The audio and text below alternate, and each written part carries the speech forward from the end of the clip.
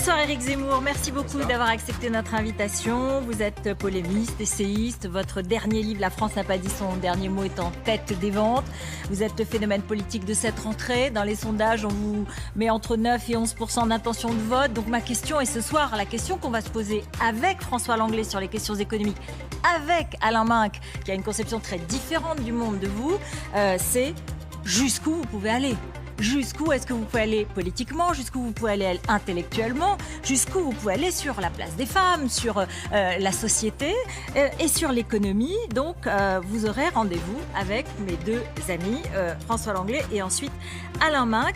Et dans le fond, ce qui nous intéresse, c'est au-delà des constats que vous posez, c'est évidemment de commencer à entrevoir quelques-unes des solutions ou des réponses que vous apportez. Parce que nous sommes en 2021.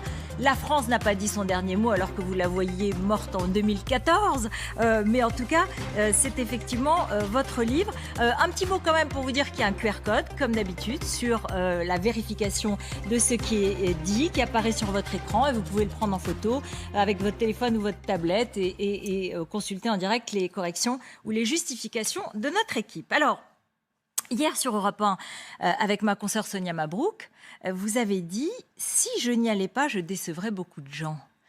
Comme votre devise, c'est d'en finir avec la trahison, ce serait une désertion si vous n'y allez pas. Je répondais justement à cette question. Sonia Mabrouk me disait vous allez décevoir des gens. Mon ami Mathieu Bocoté me disait vous allez trahir des gens. Donc j'ai dit bon, effectivement, c'est vrai que des gens se sentiraient déçus et se sentiraient trahis. J'ai répondu à la question, mais c'est une évidence. Vous savez, quand je vois les salles de mes premières conférences à Toulon et à Nice, le nombre, on déborde de partout de gens qui veulent absolument rentrer alors que la jauge est atteinte, alors que les salles ne peuvent pas contenir trop. Quand je vois, vous savez... Et donc vous dites, bah oui, je vais répondre. Non, mais bien sûr que si vous voulez. Et je vais répondre par un oui. Je ne vais pas vous dire ici, maintenant, si je suis candidat, si je ne suis pas candidat. Je ne sais pas de faire durer le suspense. Je veux pouvoir d'abord choisir mon moment. C'est tout à fait légitime, et surtout observer jusqu'au dernier moment la situation politique. On est loin encore de la présidentielle. Ça va très vite.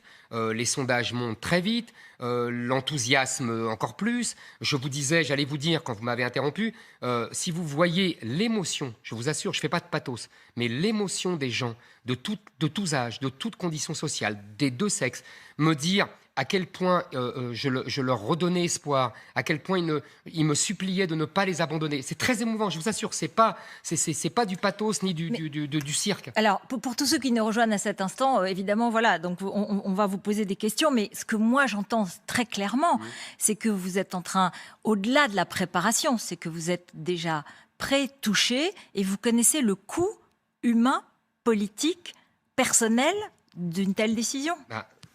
Ça ne m'a pas échappé. Je le raconte dans le livre. Tout le monde me prévient, tout le monde me met en garde pendant des mois, parce que ça fait des mois que tout le monde m'en parle. Et d'ailleurs, je constate que tous les moyens sont pris contre moi, alors qu'on ne le fait pas à d'autres. Donc, vous voyez... Vous parlez de...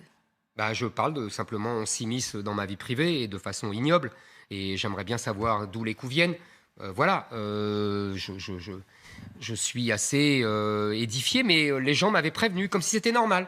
Cette espèce de dégradation de la vie publique que vous connaissez aussi bien que moi. On a volé les photos de Paris Match et vous dites dites aujourd'hui, parce que vous savez ce qui est apparu aussi, c'est certains qui ont dit ça l'arrange peut-être. Non mais c'est la double peine. C'est-à-dire que d'abord, on me prend en photo dans ma vie privée et deuxièmement, après on dit il a tout manigancé. C'est fort. Donc vous dites non. Non, j'ai rien manigancé du tout, non. Alors ce matin, il y a eu 2 agressions. Emmanuel Macron qui a reçu un œuf sur la tête, mais qui a raté l'objectif, enfin bon. Et vous-même qui avez été prise à partie dans Paris. Ça dit quoi de notre pays ? Ça dit 2 choses. Je pense que ce n'est pas la même chose, Emmanuel Macron et moi. Mais Emmanuel Macron, c'est la détestation d'Emmanuel Macron par une partie de la population et la détestation des élites par une partie de la population. Moi, ce n'est pas la même chose. Moi, c'est un jeune homme qui m'a dit sur le Coran, je te fumerai. Au moins, c'est clair, on voit d'où ça vient, on voit ce que c'est. Vous voyez, c'est pas la même chose. C'est 2 agressions, vous avez raison, mais ce n'est pas la même situation dans notre pays. Voilà, je pense que moi, ce que j'ai vécu, il y a beaucoup de Français qui le vivent tous les jours. Ce que vit Emmanuel Macron, il est le seul à le vivre. Vous voyez, voilà, c'est tout, c'est la différence. On a envie de vous demander si jamais vous arriviez en étant candidat, en avançant, bon, vous croyez que sincèrement, vous pourriez ramener une forme d'apaisement ou au contraire, vous savez ce que disent beaucoup, oh, lui, ce sera la guerre civile. Bien sûr. Les gens confondent tout. C'est-à-dire qu'ils pensent que parce qu'on dit, si ça continue ainsi, on va à la guerre civile, et on a déjà commencé, une tête de professeur qui roule dans les rues d'une ville, c'est une scène de guerre civile, vous me l'accordez.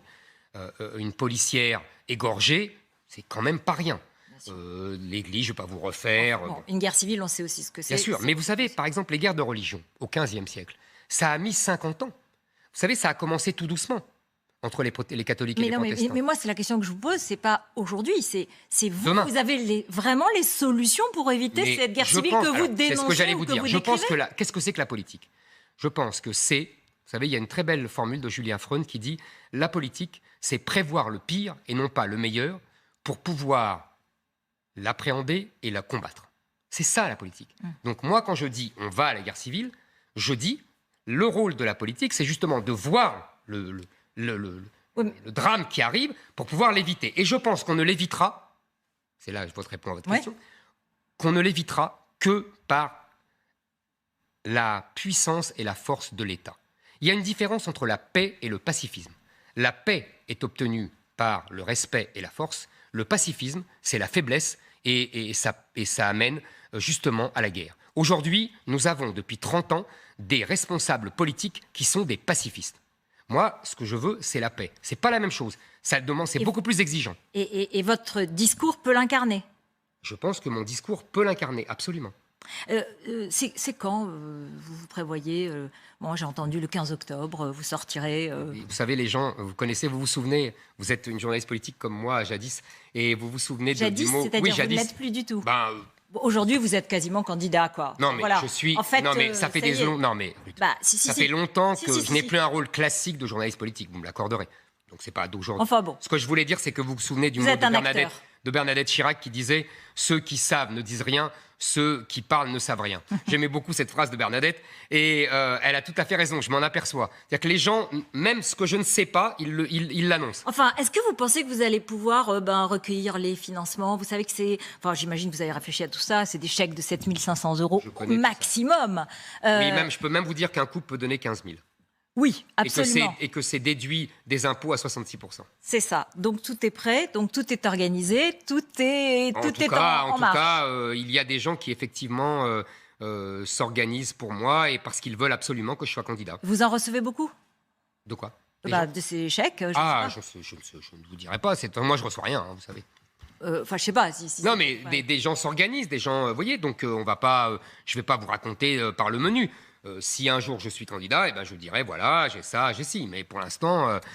Votre idéal de campagne, c'est le blitzkrieg d'Emmanuel Macron, en fait, de 2016-17. Il y a plusieurs modèles de campagne. Il y a la campagne de Trump, parce que je pense que Trump fut le plus disruptif, quand même, à le dire Emmanuel Macron. Je n'aime pas ce mot, mais je le reprends. Je pense qu'effectivement, il avait réussi à coaliser les classes populaires et la bourgeoisie patriote. C'est dont je rêve. Si vous m'avez lu depuis 20 ans, tout à fait. Accordez-moi que je le dis depuis 20 ans. La bourgeoisie patriote et les classes populaires. Exactement. Et parfois, ça ressemble à ce que dit Jean-Luc Mélenchon. Je lui ai fait remarquer aussi. Mais oui, tout à fait. Sauf que lui a sacrifié et les classes populaires et la bourgeoisie patriote pour suivre un électorat musulman. Bon. Mais voilà. Juste un mot quand même. Donald Trump, j'allais vous poser la question, même avant que vous m'en parliez. Bien sûr. Vous voulez le rencontrer? Pourquoi pas? Je ne demande pas à rencontrer Donald Trump. Si je peux le rencontrer, j'en serais ravi. Vous savez, j'ai rencontré ce week-end Viktor Orban. Je sais. Et franchement, j'ai été très séduit par le personnage, par d'abord sa bonhomie sympathique, et puis aussi surtout par sa hauteur de vue historique. On a vraiment évoqué l'histoire entre l'Orient, l'Occident, entre le monde chrétien, le monde musulman. Il voit les choses sur 1000 ans et ça me fait plaisir parce que c'est comme, vous savez bien que c'est comme ça que je les vois. Et vraiment, j'ai trouvé un type très attachant. On va revenir sur la Hongrie parce que c'est vraiment un modèle intéressant et c'est un de vos modèles. Donc Donald Trump peut-être, pourquoi pas. Non, vous me disiez quel type de campagne. Oui. Je vous dis, il a vraiment fait une campagne à la fois dans les sujets, c'est-à-dire en gros immigration, industrialisation, et dans la sociologie politique, qui est l'alliance entre les classes populaires et la bourgeoisie, et troisièmement, dans la forme de campagne, c'est-à-dire coaliser contre les bien-pensants, c'est-à-dire les médias, le gouvernement des juges, les élites culturelles, vous voyez, etc. Je pense que c'est là qu'est la ligne. Mais on pourrait dire aussi Boris Johnson, hein, il a pas mal réussi. Et vous avez raison, Emmanuel Macron, mais Emmanuel Macron, c'est uniquement dans la forme. Sur la sociologie et sur les buts politiques, il est aux antipodes. On a plus de mal peut-être à voir avec qui vous pourriez mener cette campagne, parce que Donald Trump ou Boris Johnson, ils avaient leur parti. Tout à fait. Et vous n'avez pas de parti à cette heure-ci. Vous avez tout à fait raison pour l'instant.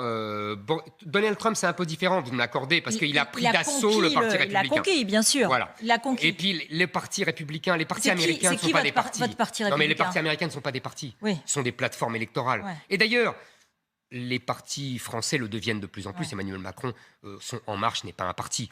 LR et le PS sont vidés de l'intérieur. Vous voyez, voilà. Donc, enfin, qui serait votre parti républicain celui de Trump, quoi. On n'est pas aux États-Unis. On n'est pas aux États-Unis. La France a un système multipartisan. La campagne présidentielle ne coûte pas autant d'argent, grâce à Dieu, que la campagne américaine. Vous voyez, il y a beaucoup de différences. Vous comprenez pourquoi je vous donnais l'exemple de Trump, mais c'est pas pour j'allais dire, ce qui est en soute. Vous avez beaucoup critiqué Marine Le Pen, vous la qualifiez de femme de gauche, incapable de se hisser au pouvoir. Elle répond que jamais vous pourrez être président. La vie est bien plus compliquée qu'une tribune. Ce soir, elle défend son référendum sur l'immigration. Son référendum sur l'immigration. Oui, en tout cas, c'est ce qu'elle propose. Vous aussi. Ça fait très longtemps, oui. Oui, donc elle aussi le propose, elle insiste sur... Mais même Xavier Bertrand le propose. Maintenant, tout le monde le propose. Maintenant, bientôt, Emmanuel Macron va le proposer. Et Anne Hidalgo va le proposer. Elle propose notamment le droit du sol, la priorité nationale. Bon, c'est quoi la différence avec vous? Mais d'abord, la fin du regroupement familial. Je ne me définis pas par rapport à Marine Le Pen. Je fais une analyse politique. Les choses sont assez simples dans le paysage tel qu'il était il y a plusieurs mois, c'est-à-dire avant qu'on ne parle de ma candidature. Vous aviez Emmanuel Macron, qui a son socle, sa sociologie culturelle et politique. Vous avez Marine Le Pen, qui était, je vous le rappelle, à 28% dans les sondages. Au mois de juin. Merci. Et vous aviez le candidat de LR, quel qu'il soit, que ça, Xavier Bertrand, Valérie Pécresse, c'était à 13-14. Dans les conditions, avant qu'il y ait des rumeurs sur ma candidature, l'élection était jouée.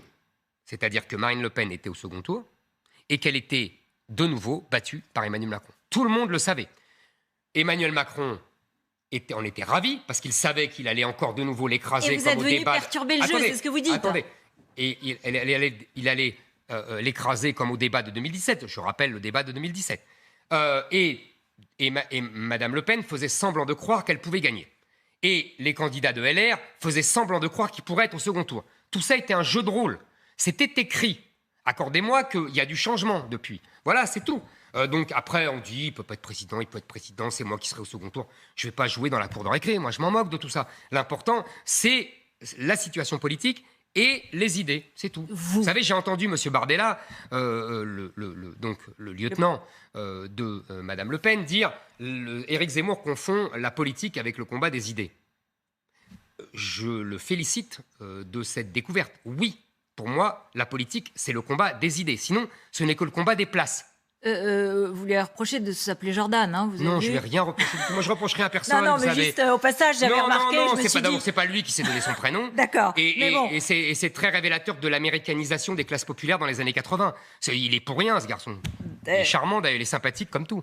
Et vous avez été aussi très sévère avec les Républicains ces derniers jours. Vous les traitez de chochottes.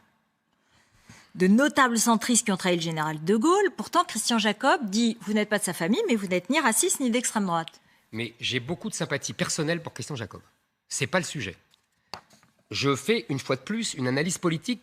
Vous allez me dire que je radote, comme Jean-Luc Mélenchon qui me disait que j'étais borné parce que je répétais toujours la même chose. Mais quand j'ai raison, je répète, oui, toujours la même chose. J'ai écrit il y a 25 ans, Rutel Krief, il y a 25 ans, un livre qui s'appelait « Le livre noir de la droite », dans lequel j'analysais les trahisons par les notables RPR, Jacques Chirac en tête, Alain Juppé en second et les autres, de l'esprit du gaullisme et de la droite.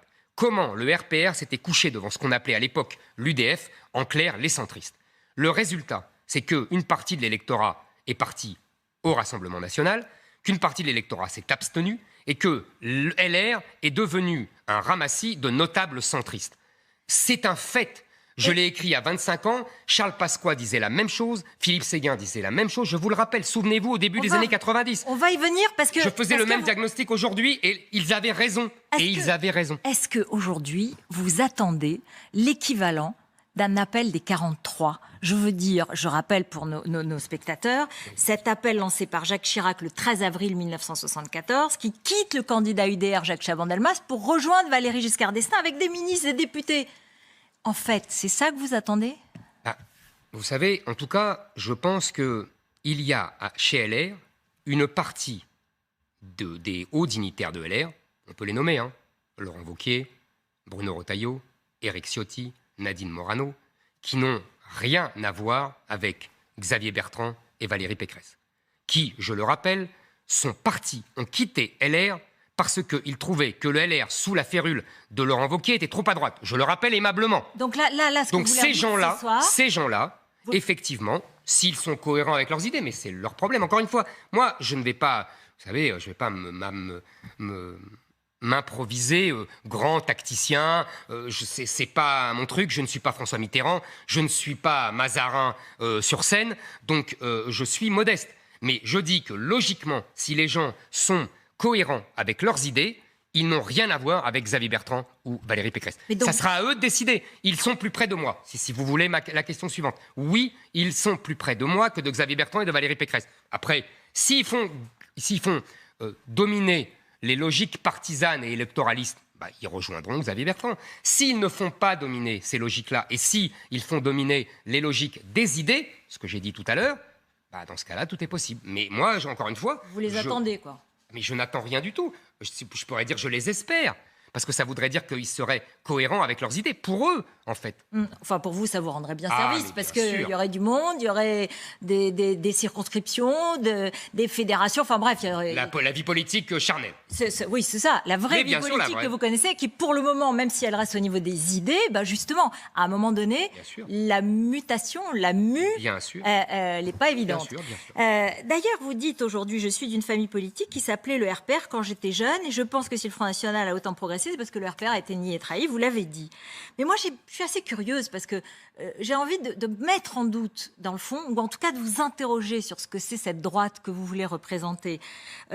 Vous dites Pasqua Séguin, et vous les citez dans votre livre, mais, pardon, dans votre livre, page 112, vous racontez vos désaccords avec Philippe Séguin, et vous le dites,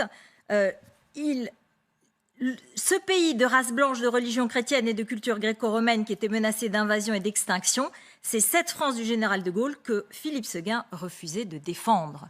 Donc, si vous dites aujourd'hui, moi je suis de la filiation de Philippe Séguin, on peut se dire, non, Philippe Séguin n'était pas d'accord avec cette vision de la France chrétienne qu'il fallait défendre. Alors, vous avez tout à fait raison de poser cette question parce que ça me permet d'éclaircir des points.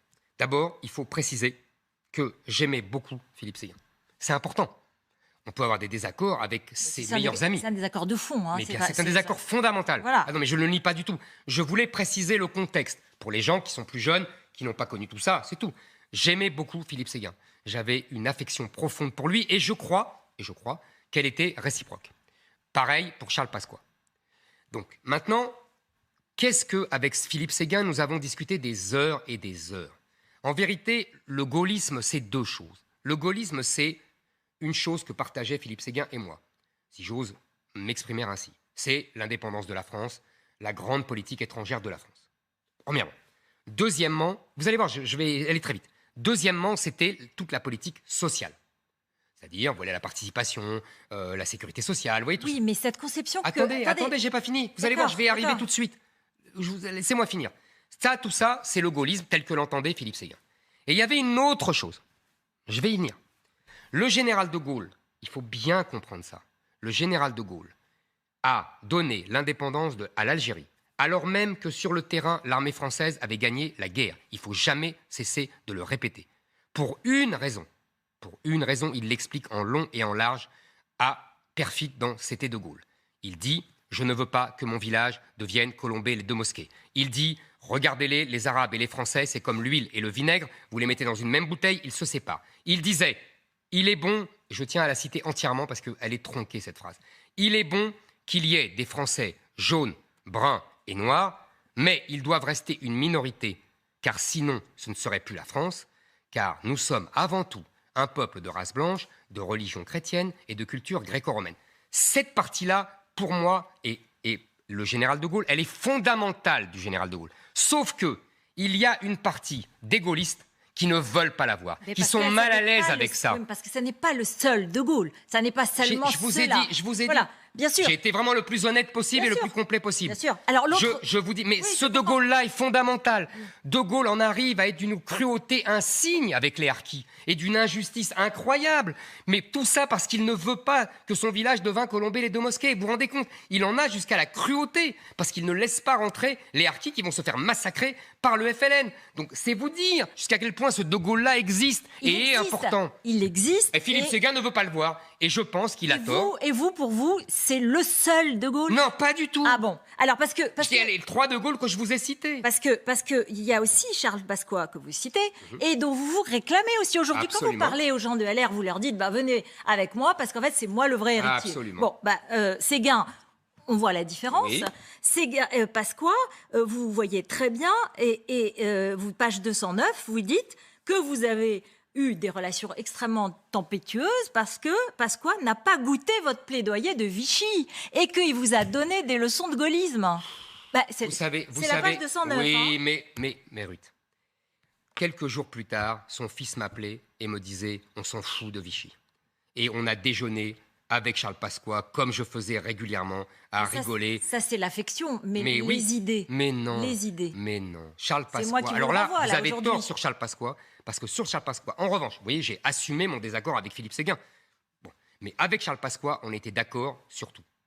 Il n'y avait pas de différence. Je ne sais pas s'il peut être sur l'immigration, avec... on était d'accord ensemble. Sur même le rassemblement des droites, il avait dit en 1986 à Jacques Chirac qu'il fallait s'allier au Front National et que ça permettrait justement de tuer le Front National. Et il avait tout à fait raison. Et il avait prévenu Chirac. Il avait dit, si tu ne le fais pas, dans 10 ans, dans 15 ans, c'est le RPR qui courra après le Front National. Où on en est là aujourd'hui? En même temps, pardon, mais dans votre livre, il y a beaucoup de choses. Il y a des moments de vos rencontres, avec des récits, avec des moments de journalistes politiques qui sont agréables à lire. Et puis il y a des choses qui sont très... parfois qui peuvent soulever un peu le cœur, parce que vous dites par exemple des résistants que leurs actions étaient contraires aux règles de l'armistice et au code de la guerre. Non. Uniquement les assassinats de civils et de soldats. Le général de Gaulle a condamné les assassinats de soldats allemands pendant la guerre et de civils. Je vous assure que c'est vrai. Le général de Gaulle a condamné. C'était contraire. Mais je le dis, c'est tout, c'est ça. Parce que vous savez pourquoi il y a eu ça? J'imagine quand même que Charles Pasqua, il ne pouvait pas. Si, il était d'accord. Mais bien ça. sûr, il était d'accord avec tout ce que disait le général de Gaulle. Et deuxièmement, je vais vous dire, c'est puisque vous plongez là-dedans. Vous savez pourquoi il y a eu ça? Parce que c'est les communistes qui ont fait ça. Et les communistes voulaient pousser à la guerre civile en France. Et le général de Gaulle ne le voulait pas. Les résistants. Les résistants communistes, Ruth Elkring. Oui, mais les résistants communistes. Enfin, les gaullistes ne faisaient pas ça. Non, les résistants communistes voulaient la guerre civile. Mais et De Gaulle a tout fait pour éviter la guerre civile. Je suis désolé. Toutes les distinctions que vous faites, très important. qui sont à votre honneur comme historien, si vous voulez, mais que vous revendiquez, parce que vous n'êtes pas un historien, vous êtes un journaliste qui aime l'histoire. Absolument. C'est un peu différent. Mais lorsque vous plongez dans ces comparaisons historiques ou dans ces détails historiques et que vous en arrivez quand même à des phrases que Pétain, contrairement à De Gaulle, n'a pas fait de coup d'État, ou que Pétain a sauvé les Juifs, etc. Oh là là, On se mais vous dit, en avez Éric pas Zemmour, marre. mais si, justement, Vous en Éric avez Zemmour, pas je marre. vous Écoutez, dis... Ruth Attendez, Elkins. laissez-moi poser ma question. Non, Laissez-moi je ne poser vous ma laisse pas question. poser la question. Si. J'en ai marre de Si. cette question. Je me suis exprimé 1000 fois. Vous avez qu'à aller voir sur YouTube, vous avez qu'à lire mes livres précédents. Je me suis expliqué sur Pétain, sur De Gaulle. J'ai fait un portrait croisé. Il y en a marre de ça. On ne va pas m'enfermer tout le temps là-dedans. J'ai dit ce que j'avais à dire, je maintiens ce que j'ai dit, mais on ne va pas jouer à ça à chaque interview. C'est bon. Et on a d'autres choses à traiter, franchement. Bien sûr, mais Éric Zemmour, est-ce que ça voudrait dire qu'aujourd'hui, ce sont des choses encombrantes pour un homme qui est au seuil de l'engagement politique? Il n'y a rien d'encombrant. J'assume toujours tout ce que je dis. Mais il y a des sujets qui sont essentiels pour les Français. Je vous assure que vous parliez tout à l'heure de l'agression, de mon agression par un type qui m'a dit « je vais te fumer sur le Coran ». C'est beaucoup plus important et beaucoup plus contemporain que les discussions que moi j'adore. J'adore les discussions historiques. J'adore les discussions entre thèses d'historiens, etc. J'adore ça. Mais c'est bon, on peut parler aussi, si vous voulez, de toutes les thèses sur l'existence de Jeanne d'Arc ou l'inexistence de Jeanne d'Arc. On peut parler aussi pour savoir si Napoléon a eu raison d'aller en 1812 en Russie. Je crois que vous avez fait tout ça tous les soirs depuis un an, au moins, ou un an et demi, ça fait depuis que je suis né, je fais ça. Ça fait des années que vous le faites, voilà. ça, je sais. Non, depuis que je suis né, je fais ça. Mais juste, je voudrais quand même, avant qu'on passe à ces questions-là... Non, questions-là... je ne répondrai pas sur Pétain. Ras-le-bol. D'accord. C'est bon, là. Non, mais... Je vous assure, c'est pas sérieux. Est-ce que le passage à l'homme politique ne dit pas j'ai pu choquer, j'ai pu heurter, j'ai fait du mal, et quand je compare les juifs français, les juifs étrangers, etc., maintenant, comme homme politique éventuel, je ne peux plus me permettre de parler comme ça. Je ne suis pas, et je ne deviendrai pas un homme politique comme les autres. Voilà. Quoi qu'il en soit. Je ne suis pas un politicien. Je ne fais pas des compromis avec la réalité. La politique ne m'a pas nourri.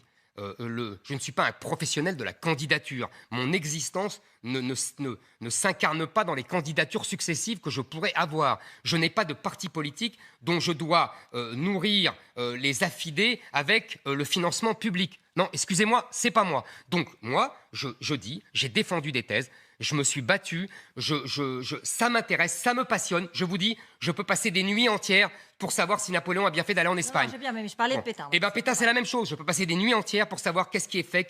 Vous savez, je peux même passer des nuits entières pour savoir si le général de Gaulle a bien fait de laisser l'Algérie ou pas. On peut en discuter des heures. C'est passionnant, mais c'est pas le sujet aujourd'hui. D'accord. Donc voilà. En fait, vous dites c'est du registre de l'histoire, mais comme homme politique éventuel... J'ai le droit quand même de m'intéresser à l'histoire. Mais comme homme politique éventuel, je ne veux plus en reparler. Je ne veux plus en reparler parce que ça... Vous savez pourquoi je ne veux pas en reparler? Parce que c'est compliqué, parce que non, Ruth Elkins, non. Ça choque. Je vous assure que non. Ce n'est pas pour ça. Et que ça blesse. C'est parce qu'on m'enferme. Et qu'après, on va discuter pendant 3 heures de ça et qu'on ne va pas discuter des choses sérieuses. Attendez, alors vous savez très bien que ce soir, on ne va pas discuter pendant 3 heures de ça. Non, mais c'est toujours la même chose. Non, attendez. Non, voilà. Non, mais on ne va pas discuter 3 heures de ça. Après, on va vous poser des questions économiques, on va vous poser des questions sur l'Europe, on va vous poser des questions politiques étrangères. Mais ça n'intéresse pas les gens. D'accord. Voilà, moi, ce que j'entends, et d'une certaine façon, peut-être tant mieux, j'entends que vous ne voulez plus aborder cette question parce qu'elle blesse, qu'elle choque et que vous voulez passer à autre chose. Non, je ne... Bon. La démocratie, c'est blesser et choquer. La démocratie, c'est échanger des idées qui peuvent choquer.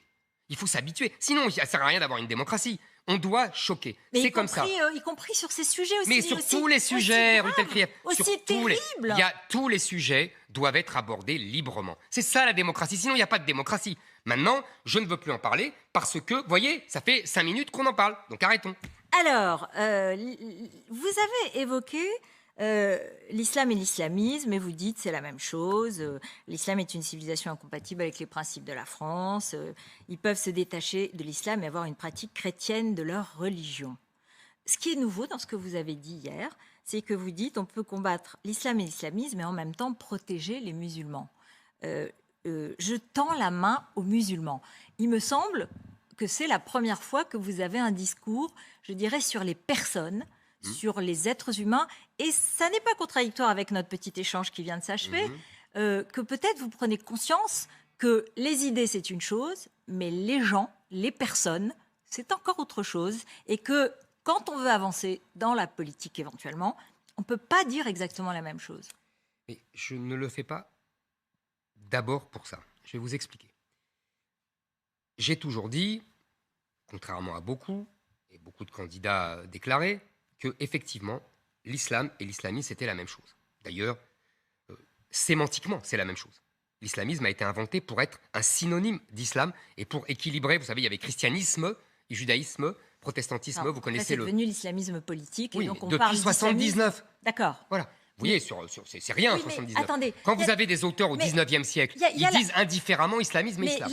la notion de l'histoire et la politique, c'est pas tout à fait la même chose. D'accord. Mais il n'y a pas de politique sans histoire. Oui, mais et la politique, c'est pouvoir perpétuer l'histoire de France. Oui. Et on ne comprend pas ce qui... Attendez, c'est une très bonne question que vous posez, mine de rien. Parce qu'on ne comprend pas. Oui, merci, parce que vous ne la posez pas pour ça. Non, mais vous ne la posez pas pour ça. Vous voulez dire que l'histoire, ce n'est pas la politique. Mais oui, j'ai compris. Donc c'est pour ça que je dis mine de rien. Donc, en fait, l'histoire m'a permis, pardonnez-moi, hein, et c'est ce que je vous disais dans ma discussion avec Orban, l'histoire m'a permis de comprendre, avant beaucoup de gens, pas tout le monde, soyons pas prétentieux, mais avant beaucoup de gens, ce qui se passait aujourd'hui. C'est par l'histoire. Donc oui, je distingue entre islam et musulman. Pourquoi? Pour deux raisons essentielles. C'est un peu nouveau, vous êtes d'accord? C'est un peu nouveau. C'est pas nouveau dans ma tête, mais c'est nouveau dans mon expression. D'accord. Voilà. Et pourquoi? Pourquoi? Tout simplement. Parce que l'islam, je l'ai dit, c'est à la fois une spiritualité, une religion, mais aussi un corpus juridico-politique. Et même une nation, la fameuse Oumma, et même une civilisation hostile à notre civilisation depuis 1000 ans. Mais il y a... Non, ça ne se discute pas. Non, ça ne se discute pas. Mais, avec des flux, des reflux, etc. Mais... Et des rencontres, et des moments de rencontre, et absolument, des moments d'harmonie. Absolument. Non, d'harmonie personnelle, entre les gens, mais pas entre les civilisations. Justement. Mais je pense qu'aujourd'hui, il y a des musulmans français, des Français de confession musulmane, devrais-je dire plus précisément, et qui peuvent très bien se détacher de ce corpus juridico-politique qu'est l'islam. Ils peuvent très bien vivre, laissez-moi finir, ils peuvent très bien vivre leur religion comme une spiritualité. Je dis, ce n'est pas facile. Ce n'est pas facile parce que c'est la grande innovation qu'a été le christianisme par rapport et au judaïsme et à l'islam, qui sont des orthopraxies, c'est-à-dire que c'est la pratique qui compte, la religion qui donne des normes sociales, avec la religion chrétienne qui, elle, donne, si vous voulez, insiste sur la foi intérieure. Mais pourquoi? C'est pour ça que je dis, toutes les religions en France doivent christianiser. Ça ne veut pas dire qu'on doit se convertir au christianisme, vous avez bien compris. Le judaïsme l'a fait. J'ai bien compris, mais... Le judaïsme l'a fait. Attendez. Et qu'est-ce que je dis d'autre que la vieille phrase de Clermont-Tonnerre, oui, le révolutionnaire aux Juifs, qui disait « Rien aux Juifs en tant que nation, rien aux Juifs en tant que nation, tout aux Juifs en tant qu'individu ». Je dis exactement la même chose aux musulmans. Mais pour cela, il faut s'assimiler, c'est-à-dire devenir français et s'arracher à la conception traditionnelle et juridico-politique de l'islam. C'est tout l'enjeu. Éric Zemmour, vous dites christianiser. J'entends très bien que c'est une notion de civilisation. Bien sûr. Mais d'approche de la religion. Mais d'approche de la religion. Donc là, déjà, on rentre dans quelque chose de différent, puisque chaque religion peut considérer qu'elle a son propre esprit, son propre génie. Mais pas en France. Mais moi, comme mon idée, mon angle, entre guillemets, mon interview ce soir, c'est jusqu'où vous pouvez aller. J'ai presque envie de vous dire, mais est-ce que ça veut dire que pour vous, il faudrait... Votre France idéale, c'est une France blanche et chrétienne, y compris, puisque je veux vous pousser un peu à une forme de conversion. C'est ça que vous voulez ou pas? Est-ce que je suis converti? Est-ce que je suis chrétien? Est-ce que mes parents se sont convertis? Non. Est-ce que je suis assimilé? Oui. C'est pas la même chose. Deuxièmement, vous savez, c'est simple en fait à comprendre. J'estime que l'islam est incompatible avec la France et la République. J'ai déjà expliqué ça 1000 fois.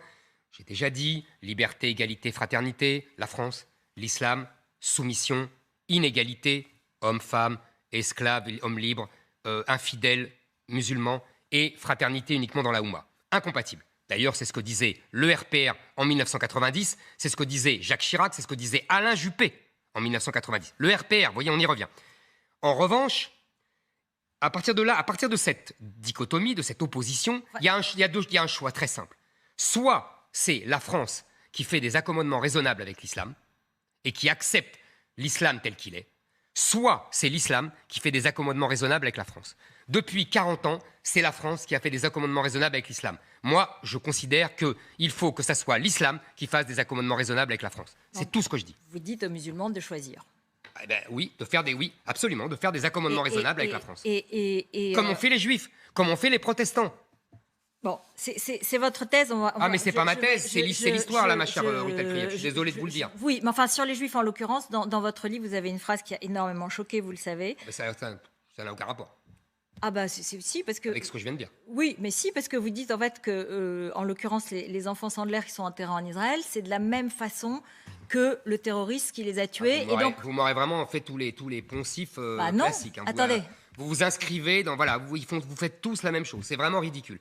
J'ai dit... Attendez, mais vous l'avez écrit ou pas? Mais bien sûr que je l'ai écrit. Ah bon, mais d'accord. ce n'est pas comme ça qu'il faut l'interpréter. Ah. J'ai dit ça parce que, encore une fois, moi, je réfléchis à quelque chose. Je ne me censure pas. Voilà, je ne me censure pas, j'explique mes réflexions, le produit de mes réflexions. Ce livre est un côté chose vue. Pardon. Et donc, vous comprenez bien que je me livre, mon modèle étant évidemment le grand Victor Hugo dans Chose vue. Victor Hugo, dans Chose vue, ne se censure pas. Donc, je fais la même chose. Je veux parler, je veux réfléchir sur la défrancisation. Je comprends très bien, je ne mets pas dans le même sac un type qui exécute des enfants d'une balle dans la tête et les enfants qui sont morts. Enfin, je ne suis pas débile. Mais tant mieux, moi je suis très contente de l'entendre. Faut arrêter. Mais vous savez, allez-y, buvez, je vous en prie. Buvez, je vous en prie. Prenez le temps de boire. Prenez le temps de boire. Merci. Tranquillement. Il y a une instrumentalisation de tout ce que je dis. Par des gens qui me sont hostiles depuis 20 ans. Qui me combattent depuis 20 ans. Donc je le sais. Donc tout ce que je dirais pourra être retourné contre moi. Vous savez, c'est le mot de Richelieu. Donnez-moi 3 mots de n'importe qui et je peux le mettre en prison. C'est ce qu'ils font. Je connais mes ennemis. Ils me harcèlent dans les prétoires judiciaires depuis 20 ans. Ils poussent les juges à vouloir me condamner tout le temps. Ils veulent... Voilà. Donc il faut savoir que tout ça est surinterprété jusqu'à plus soif. Vous regrettez? Vous regrettez? Mais je ne regrette jamais pour la raison que moi, j'essaye de réfléchir. Après, évidemment, je ne tiens pas à blesser des gens. C'est idiot. Hein, surtout ces pauvres gens qui ont en plus perdu des enfants. Vraiment, je serais idiot. Inhumain. Et inhumain et idiot surtout. Et je ne crois pas être idiot de m'en prendre à ces gens-là. Inhumain, c'est quand même plus grave même. Mais c'est beaucoup plus grave. Mais inhumain, c'est rare qu'on soit inhumain. Mais là, idiot, oui, ça me vexerait. Un mot sur la dénonciation, comme vous le faites, de la communautarisation, du repli sur soi des populations dans certains quartiers. Vous savez bien que ce constat, il est très partagé par un grand nombre d'observateurs, d'hommes politiques et déploré.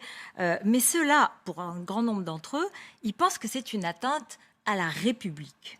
Parce que ce sont les principes d'égalité, des droits et devoirs, et que dans le fond, on est tous égaux quand on est français, quelque origine que ce soit, et on a tous des droits et des devoirs. Mais vous avez des mots sur la République qui peuvent semer le doute, puisque vous dites un républicain, c'est un homme de droite, que les malheurs du temps obligent à se soumettre à gauche. On parle de LR, bien sûr. Oui, mais vous dites que les mots de laïcité et de République cachent le mot France, aident à cacher le mot France. Donc, moi, j'ai envie de vous dire, est-ce que vous dites ce soir, je suis d'abord un républicain? Ah non, je suis d'abord un Français. Ça, excusez-moi, la République, c'est un régime. Je suis d'abord un Français. Il y a des monarchistes qui ont été des résistants héroïques. Monsieur Renouvin, d'Estienne d'Orbe. Je dirais, alors, eux, ils n'avaient pas le droit d'être Français? Non, ils étaient d'abord Français. Autour du général de Gaulle en 40, il y avait beaucoup de monarchistes. Hein. Donc, ils étaient Français. Non, d'abord, on est Français. Moi, j'admire Napoléon. C'était un empereur, même si, en fait, c'était toujours la République qui continuait. Mais peu importe. J'admire les rois de France. Non, la République, je vais vous dire, je suis républicain aujourd'hui, parce que c'est le régime de la France, et en plus, je considère que ce que je défends sur l'assimilation, sur l'égalité, sur le mérite à l'école, vous voyez, toutes ces vieilles lunes pour nos élites depuis 30 ans, c'était ça la République. Oui. Ce sont eux qui ont trahi la République. Et qui ne sont pas d'accord avec vous aujourd'hui. Il y a des gens qui défendent ces principes républicains et qui trouvent que vous allez beaucoup trop loin, que vous excluez une partie de la population. Ah, vous voulez parler de printemps républicain et tout ça? Par exemple. Je vais vous dire quelque chose. Ces gens-là, j'ai déjà débattu avec eux parce que je les respecte. Bien sûr. Mais pour moi, vous savez, ils ont le cul entre deux chaises. C'est-à-dire qu'ils font un diagnostic, ils comprennent ce qui se passe, mais ils ont peur de leur ombre. Et donc, ils se cachent derrière leurs petits doigts. Ouh là là là là là là, c'est la République. Ils mettent la République d'abord au-dessus de tout. L'important, c'est la France. Bon. Voilà. L'important, c'est la France. Et aujourd'hui, ce ne sont pas des territoires perdus de la République. Ce sont des territoires perdus de la France Mais vous êtes- et ce sont des territoires conquis par l'islam. Je vous rappelle que le livre de Rougier, l'élève de Gilles Kepel, le grand spécialiste de l'islam en France, parle de territoires conquis de l'islamisme. Ce sont des territoires conquis. Moi, je compare ça historiquement, Mais vous savez. Si on définit votre droite dans le fond pour finir, est-ce que vous vous dites, moi je suis en dehors de la République? Il y en a qui pourraient dire, mais en fait votre droite c'est pas Séguin, peut-être c'est un peu Pasqua, vous l'avez dit, mais est-ce que c'est pas aussi Jean-Marie Le Pen? Mais ma droite, c'est le général de Gaulle. Excusez-moi, Un c'est le certain RPF général de de 47. Oui, le RPF de 47. Et Parce que le général de Gaulle qui fait la loi Neuwirth, vous le critiquez. Non. Ah bah si. Mais vous me prenez pour qui? Mais attendez, c'est dans le suicide français, vous Mais le non, dites. je ne critique pas, je dis, mais non. D'abord, je ne parlais pas de la loi Neuwirth, je parlais de la loi sur l'avortement, c'est plus compliqué. Ah non, vous parlez de la loi Neuwirth, Mais j'en suis non, sûre. mais Je vais vous dire quelle page. Mais on Mais de toute va façon, le retrouver, bon, je vous le ouais. dirai.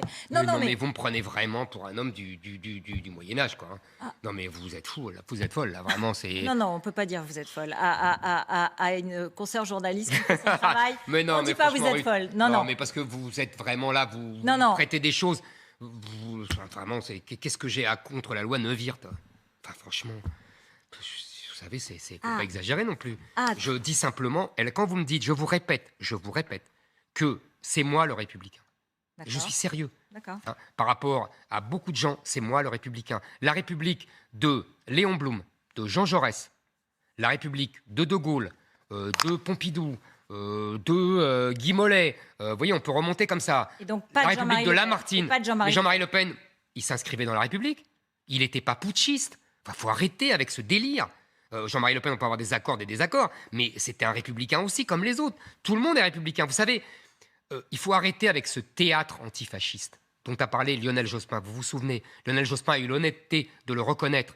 C'était du théâtre antifasciste. Et je vois maintenant qu'on veut me refaire le même cirque, le même numéro, le même théâtre antifasciste. C'est moi maintenant le fasciste. Vous savez, cher Rutel Krief, qu'on traitait le général de Gaulle de fasciste en 1958, Factieux. que la gauche le traitait de caudillo comme Franco, de Duce comme Mussolini. Et donc, vous êtes le général de Gaulle? Oh non, arrêtez. Ah bon? Maintenant, je suis... Non seulement, alors avant, j'étais un ringard, et maintenant, je suis fou. Mais non, mais non. Je vais me mettre aussi le chapeau de Napoléon, et je vais me prendre pour Mais Napoléon. non, parce que vous avez vu dans votre livre, vous êtes beaucoup sur l'homme providentiel. Mais l'homme providentiel, c'est la France. C'est l'histoire de France, l'homme providentiel. bien sûr. C'est que parce qu'on a guillotiné le roi, on s'en est jamais remis. Et donc, on cherche des rois de substitution. Le plus grand fut évidemment Bonaparte. Voilà, c'est ça la France. C'est comme ça. Mais on comprend, ou on croit comprendre, mais vous me dites c'est pas ça, que vous vous positionneriez dans cette filiation d'homme providentiel. Je me positionnerai à IS, oui, puisque je ne suis pas un homme politique traditionnel, vous savez, comme disait Malraux, qui fait des compromis avec la réalité et qui s'invente des adversaires pour ne pas voir l'ennemi. C'est pas moi. Les femmes, ça c'est une des constantes de vos livres. Le premier sexe, le premier livre, et bien d'autres. Alors, là-dessus, dans votre dernier livre, vous dénoncez la cancel culture, vous dénoncez les réunions non mixtes, les féministes intersectionnelles. Bon, c'est pareil, vous n'êtes pas le seul à le faire. Vous n'êtes pas du tout seul à le faire. En revanche, pardonnez-moi, je finis. Je vous en prie. En revanche, vous êtes peut-être un des seuls à avoir considéré que le déclin de la France avait commencé par l'accès des femmes au compte en banque, à un chéquier, page 31 du suicide français, au divorce, page 101. Et sur mon plateau en 2013, avez-vous dit ou non Attendez. Avez-vous dit ou non en 2013 sur mon plateau, les femmes n'expriment pas le pouvoir, elles ne l'incarnent pas, le pouvoir s'évapore quand elles arrivent. Alors, vous l'avez dit. J'ai dit ça. Et voilà, j'ai dit ça. Non, j'ai dit ça. Donc maintenant, mais j'ai pas dit ce que vous avez dit avant. Ça, excusez-moi, vous avez inventé. Non. J'ai dit le déclin de la France commence dans les années 70 avec la remise en cause des années 70. Ça n'a rien à voir. Vous dites en 67 l'accès à un compte en banque, à un chéquier et le divorce. Mais alors, l'accès à un chéquier, personne n'avait de chéquier. Les ouvriers n'ont été payés au mois qu'en 68, en 69 même. Alors, personne n'avait de chéquier en France à part les bourgeois. Donc il faut arrêter avec ça. Et je n'ai jamais dit que c'était... Je serais encore une fois, vous me prenez pour un idiot. Je dirais ça et ça serait le début du déclin. Non, franchement. Bon. Donc, je dis simplement, je vais préciser. J'ai fait un livre il y a 15 ans, qui s'appelait Le premier sexe. D'ailleurs, ça m'amuse beaucoup parce que j'ai lu... Un joli titre.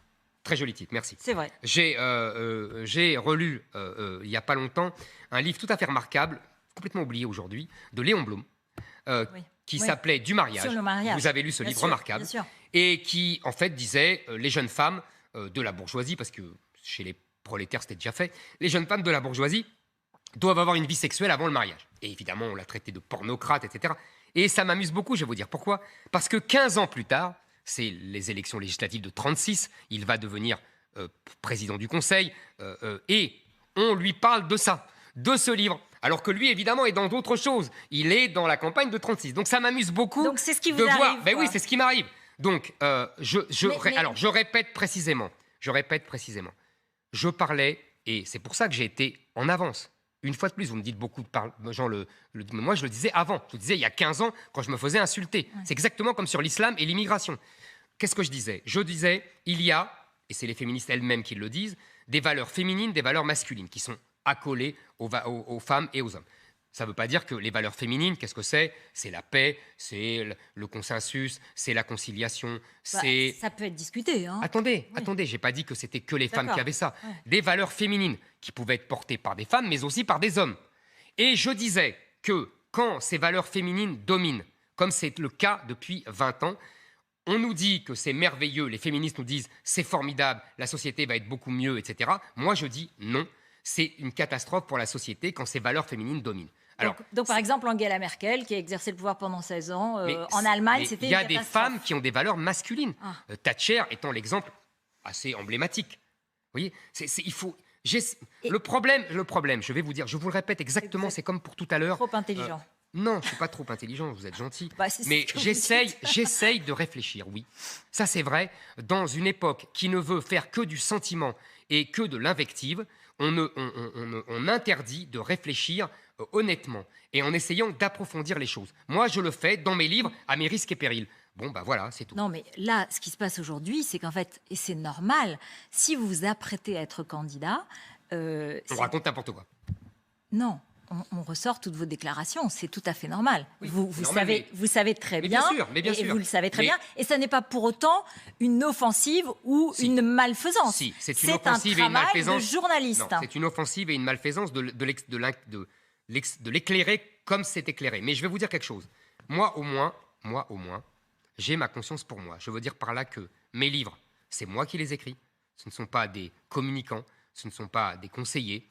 Mes livres se vendent, ils intéressent les gens, ils intéressent les Français. C'est le best-seller aujourd'hui. Contrairement à toute la classe politique française. Éric Zemmour, vous proposeriez une loi supprimant le droit à l'avortement?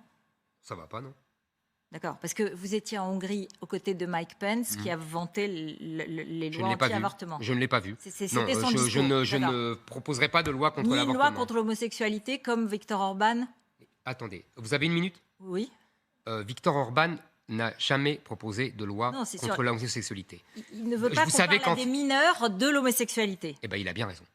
Les lobbies LGBT n'ont rien à faire dans les écoles. Vous m'excuserez, vous seriez contente, vous, si on venait faire de la propagande LGBT à vos enfants quand ils ont 6-7 ans. Je suis sûr que les Français qui nous regardent sont en désaccord total avec ça. Donc, il a tout à fait raison. Une loi comme ça, là-dessus, oui, il a raison. Les lobbies, quels qu'ils soient, pas seulement LGBT, les lobbies antiracistes aussi, il faut extirper la propagande de l'école. Depuis 30 ans, j'ai eu des enfants, j'ai des enfants. Je veux dire, j'ai eu quand ils étaient petits, quand ils étaient collégiens. J'ai suivi leur scolarité, j'ai regardé les cours et les programmes. C'est une machine à propagande du politiquement correct, antiraciste, LGBT, etc. C'est un scandale. Il faut extirper ça de notre école. Vous savez, c'est pas pour rien que les gens fuient vers le privé. Non, on n'a pas besoin de sélectionner les enseignants. Les enseignants, ils sont sélectionnés par les concours.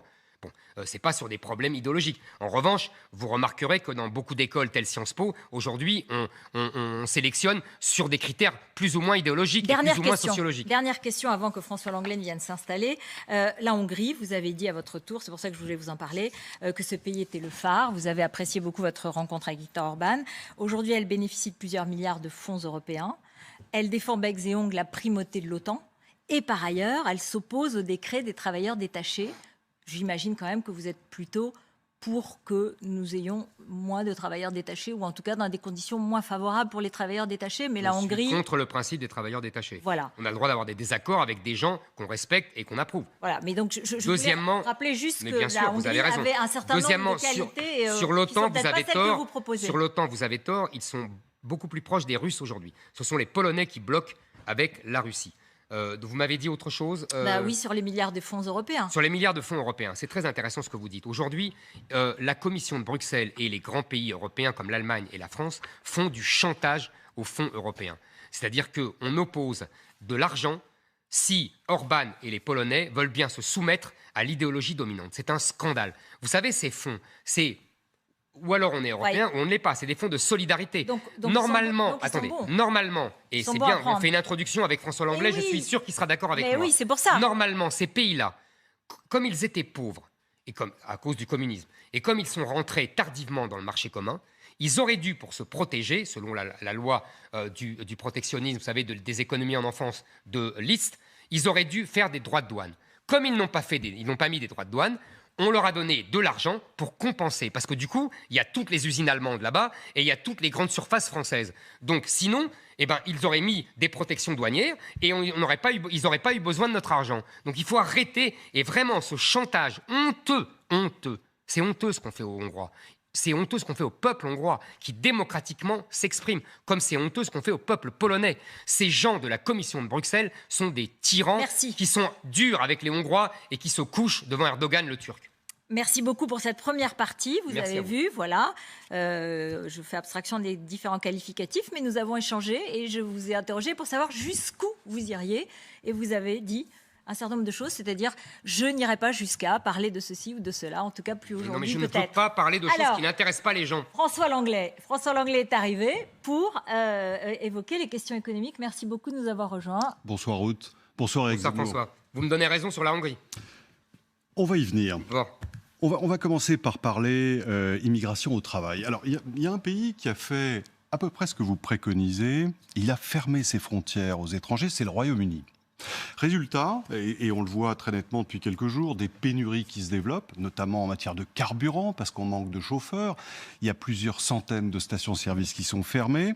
Pénurie pour la nourriture, des étals sont vides dans les supermarchés, par manque de personnel. Dans l'agriculture, les cultures pourrissent sur pied parce que les récoltes ne sont pas faites. Dans la santé, dans le nettoyage, tous les secteurs qui font travailler les étrangers, au point que le Premier ministre Boris Johnson, samedi dernier, a dû revenir en arrière et accepter d'accueillir quelques milliers de travailleurs. On se dit, finalement, le Zemmourland, ça existe, c'est pas loin, et c'est un peu le bazar. Vous avez oublié un point, cher François Langlais. C'est que les salaires remontent. Ça, vous l'avez oublié soigneusement. Parce que vous avez raison, il y a des problèmes ponctuels. On va en parler, je ne vais pas occulter ça ni éluder. Mais vous oubliez l'essentiel, la vieille loi marxiste de l'armée de réserve du capitalisme, qui est que les immigrés, c'est d'abord cela. Et donc, au Royaume-Uni, les salaires remontent. Pourquoi vous ne le dites pas ? Ils augmentent exactement de la même manière en Allemagne et aux États-Unis. C'est les mêmes chiffres. Il n'y a qu'en France où ce n'est pas le cas. C'est vrai. Il n'y a qu'en France que ce n'est pas le cas, comme par hasard. Et deuxièmement, vous dites Zemmourland. Moi, je vais vous dire Zemmourland. Ce n'est pas le Royaume-Uni. Le Royaume-Uni a... Mais ce n'est pas abusé de l'immigration. Ils ont été fous furieux avec l'immigration depuis 30 ans. Ils sont très dépendants de la main-d'œuvre étrangère. Merci. Il y a Zemmourland. C'est le Japon, mon cher François Langlais. Le Japon, depuis 40 ans, a refusé l'immigration. Et le résultat, un problème démographique très important. Je réponds à François, je vous réponds en même temps. Je ne suis pas sûr que ce soit un modèle en termes de croissance. Oui. Attendez. 3% de chômage. OK ? Avec du sous-emploi. Deuxièmement, excédent commercial. Tout ce qu'on n'a pas. Troisièmement, une sécurité absolue. Il y a des places vides en prison, mon cher François Langlais. Oui, mais... Non mais attendez, il n'y a pas que l'économie dans la vie. C'est important. On laisse un portefeuille dans un café, il n'est pas volé en Japon. Ça fait une petite différence de tranquillité et de sérénité. Quatrièmement, une société confucéenne, ça n'a absolument rien à voir. Non, arrêtez avec votre numéro de la société confucéenne. En l'occurrence, je parle d'économie. La culture, ça compte. L'économie, cher François Langlais. Productivité, magnifique. Robotisation, en pointe. Pourquoi ? Parce que justement, ils n'ont pas choisi la facilité de l'immigration.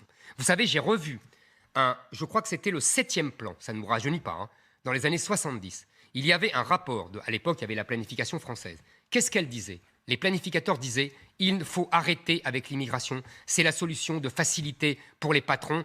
Les patrons français n'ont pas voulu écouter, alors que les Japonais... Mais c'est ma réponse. Non, mais ma question, c'était comment pouvez-vous faire ça sans provoquer des désordres qui compliqueraient considérablement la vie des Français? D'autant que nous sommes, vous le savez, dans une période où il y a 1 million d'emplois qui ne trouvent pas preneur. Je ne vous le fais pas dire. D'abord, il faut bien voir les postes, les secteurs où il y a beaucoup d'immigrés. En gros, bâtiment, restauration. Restauration, nettoyage. On est d'accord. D'accord? Ça fait quand même une bonne partie de l'économie. Hein. Mais attends, j'ai pas dit que c'était rien. J'ai dit il faut d'abord... Vous omettez la santé, il faut le dire aussi. Hein. Absolument. Enfin, la santé... Les médecins dans les hôpitaux? Les médecins dans les hôpitaux, mais vous savez pourquoi? Parce qu'on a fait un tel numerus clausus qu'on a empêché des jeunes Français à 0,5 points d'être médecins. Et maintenant, on va chercher, pour faire des économies, des médecins irakiens et des médecins algériens. C'est un scandale de plus, mais enfin, passons. Mais est-ce que vous convenez quand même que le fait de fermer les frontières en instantané n'est pas la réponse compte tenu de ces contraintes sur lesquelles on bute? Si, c'est la réponse. Il faut l'accompagner. Mais laissez-moi continuer. Laissez-moi continuer. Il faut évidemment un programme de formation. C'est une évidence. Évidemment. Il faut évidemment revaloriser ses salaires. Il faut, vous savez, on l'a vu dans l'activité de déboueurs à Paris. Vous avez remarqué, depuis qu'il y a eu revalorisation de salaire et conditions hygiéniques bien meilleures, il y a beaucoup moins d'immigrés.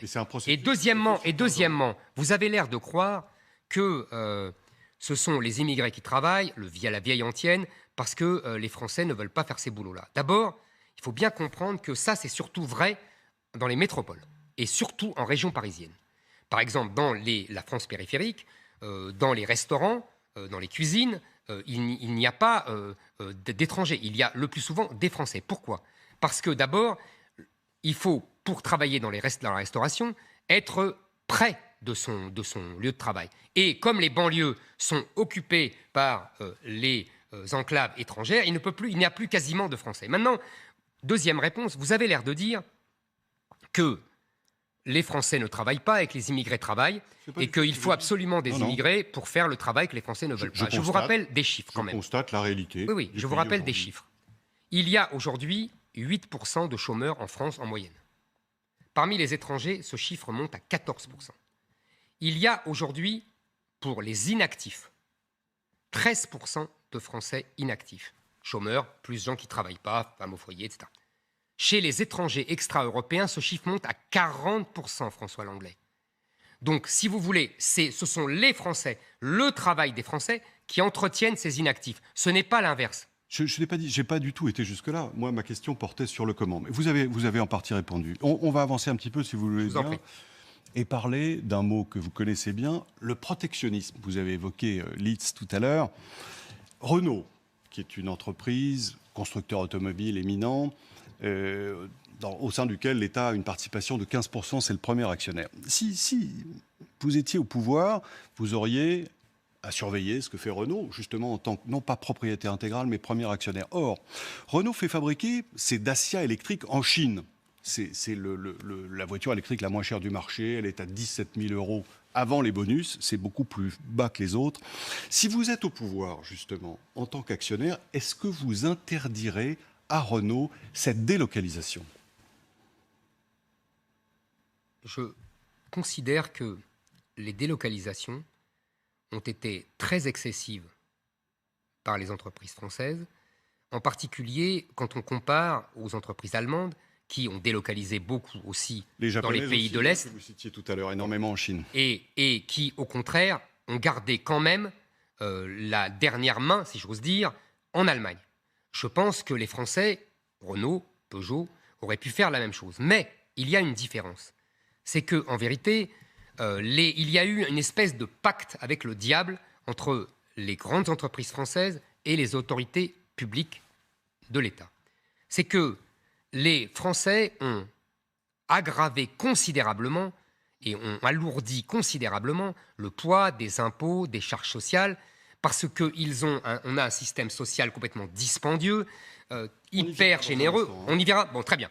Donc, c'est pour ça aussi que les entreprises françaises sont parties à l'étranger pour échapper... Vous ne voulez pas me répondre, vous interdisez ou pas? Non, on ne va pas interdire. D'abord, on est le premier actionnaire. Oui. On n'est pas principal actionnaire, on ne peut pas interdire comme ça. Principal. Regardez ce qui s'est passé avec Bruno Le Maire qui a interdit la fusion de Renault avec Fiat. Oui, je remarque que c'est une fusion, c'est pas une délocalisation. Et puis, je répète, effectivement, là vous avez raison, c'est qu'on devra faire pression sur les grandes entreprises pour qu'ils rapatrient des usines en France, mais pour cela, il faut effectivement alléger les charges, etc. Il faut qu'elles soient compétitifs. Vous savez très bien qu'on a aujourd'hui un poids de charge qui est beaucoup plus élevé. On a des prélèvements obligatoires à 47%, les Allemands en ont à 41%. Donc il faut faire un effort d'abord, et après on se retourne vers les entreprises, on leur dit voilà, vous pouvez revenir dans un espace à peu près compétitif. Est-ce que vous êtes en faveur de la taxation des produits qui viennent de Chine ? J'ai en tête évidemment l'exemple de Trump qui a augmenté les taxes de 20%. Ça veut dire qu'un smartphone comme celui-ci, qui vaut 600 € neuf, eh bien, il passe à 750. Donc c'est une augmentation de prix très importante. Et pour autant, aux États-Unis, ça n'a pas diminué de façon substantielle les importations chinoises. Au contraire. Alors quel est le bon outil pour protéger l'industrie française ? La question ne se pose pas vraiment, puisque malheureusement, je dis bien malheureusement, nous avons donné les négociations commerciales à l'Europe. Donc vous respectez cette règle-là. Attendez. Elle sera intégrée dans l'Europe, respectant les règles de l'Europe. En tout cas, pour l'instant, vous êtes d'accord. Tout à fait. Bon. Et d'ailleurs, c'est une grave erreur de nos dirigeants passés, parce qu'on nous dit à plusieurs, on est plus fort, vous connaissez le fameux slogan, sauf qu'on est plus fort quand on est tous d'accord. La vérité, c'est qu'aujourd'hui, on sacrifie dans les négociations commerciales l'agriculture française, voire l'industrie française, à l'industrie allemande qui est la plus puissante.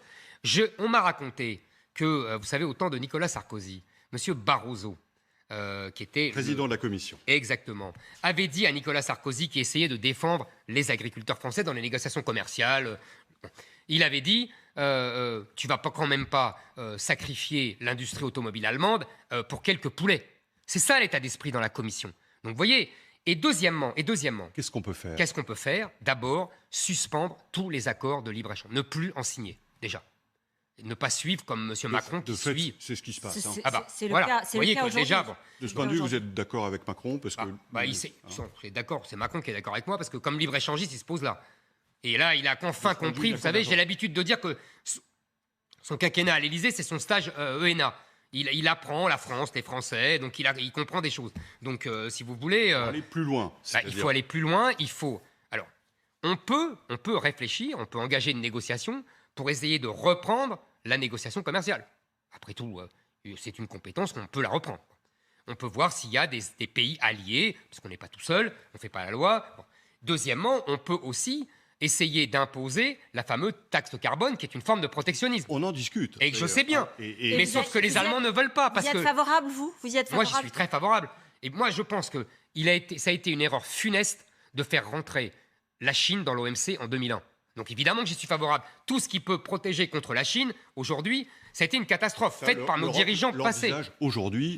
L'Europe l'envisage aujourd'hui, et vous êtes encore une fois d'accord avec Emmanuel Macron, puisqu'il va le proposer lors de sa présidence. C'est normal, puisque tout ce que nos dirigeants disent aujourd'hui, ils disaient le contraire il y a 10 ans. Et quand les gens comme moi, et comme vous d'ailleurs François, l'anglais, puisque j'ai lu vos livres, disiez cela et disaient il faut se protéger, on nous traitait de clowns. Voilà, les clowns, maintenant on sait qui c'est. On va évoluer encore, avancer, et parler des retraites. Est-ce que vous êtes pour ou contre le report de l'âge légal de la retraite qui est fixé aujourd'hui à 62 ans ? Et si oui, jusqu'à quel âge ? Oui, je suis favorable au report de l'âge de la retraite. De l'âge légal ? De l'âge légal. Et à quelle hauteur le situeriez-vous ?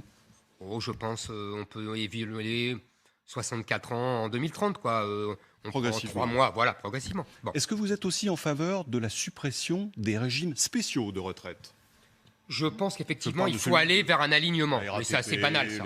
Un alignement entre le privé et le public, en voyant, évidemment, on va pas tout mettre comme ça, mais on peut donner une direction. Mais 64 ans et suppression des régimes spéciaux, là, vous êtes d'accord avec Édouard Philippe, hein ? Bien sûr. C'est la ligne des Républicains. C'est la ligne des Républicains. Oui, mais Édouard Philippe n'a pas forcément tort. Oui. Je suis en désaccord sur d'autres sujets avec Édouard Philippe, mais là-dessus, je pense, si vous voulez, on voit bien que nos dépenses de retraite nous coûtent très cher. 14% du PIB, et si j'ai bien compris, 3% de plus que nos partenaires européens qui travaillent plus. Deuxièmement, Deuxièmement, Il y a 67 ans en Allemagne. Deuxièmement, ce qu'on a constaté, c'est que quand on décale l'âge de la retraite, en fait, on travaille plus et plus vieux. Parce que le problème, c'est qu'on peut retarder l'âge de la retraite, mais ce n'est pas pour que les retraités deviennent des chômeurs. Parce que si les patrons les virent à 55 ans, ça ne sert à rien. Donc il faut vous comprenez, il faut une mesure équilibrée. Pardon, Il faut François. imposer aux entreprises un système de bonus-malus qui ne renvoie pas les gens de 55 ans, de 60 ans. D'ailleurs, on remarque que, et vous avez dû le remarquer aussi, que à partir du moment où on a décalé à 62 ans, l'âge moyen du travail a augmenté. On travaille plus. Oui. Et nous, on a un problème, vous le savez bien, qu'on manque d'activité. C'est-à-dire qu'en gros, les gens entre 15 et 64 ans travaillent moins en France, en masse évidemment, que les Anglais, que les Allemands, que les Est-ce que Américains. là-dessus, du coup, Marine Le Pen proposant la retraite à 60 ans et 40 annuités est totalement irréaliste, propose une solution qui n'est Mais pas Vous applicable? savez, Marine Le Pen, elle raisonne en politicienne. C'est-à-dire qu'elle dit « je veux un marqueur de gauche ». Et donc, elle prend la retraite à 60 ans. Moi, je ne raisonne pas comme ça. Aujourd'hui, ça a été, si vous voulez, on a une espérance de vie en bonne santé plus longue à 65 ans que les gens l'avaient à 60 ans en 1981 quand elle a été appliquée. Donc, je pense que c'est raisonnable d'augmenter. En plus, je pense, moi, philosophiquement, que le travail, c'est la santé. Alors, évidemment, je sais bien que mon travail, tous, notre évidemment. travail, est beaucoup plus léger, si j'ose dire, qu'il y a des travailleurs durs. Vous diriez, Mais- du coup, que vous êtes un peu libéral et souverainiste à la fois? C'est ça? Enfin, qu'on essaye de comprendre peut-être votre logiciel? Oui, ça ne me gêne pas. Il faut effectivement, libéral, je ne sais pas ce que c'est, parce que ça a changé depuis le 19e siècle. Je parle pas sociologiquement Oui, voilà, et socialement. historiquement, Non, etc. Mais je en tout parle cas, économiquement. l'économie de marché, nous sommes dans un grand marché. On ne va pas sortir du grand marché. C'est sans doute le seul avantage de l'Europe, c'est le grand marché. Donc, on ne va pas en sortir. Donc, il faut que les entreprises françaises soient compétitives. Or, depuis 40 ans, mais on va parler du système social, vous m'avez dit. On y vient. On y vient. Alors, allez-y. Juste auparavant, vous l'avez dit en une incise, vous imposeriez des bonus-malus aux entreprises de façon à ce qu'elles emploient plus de seniors.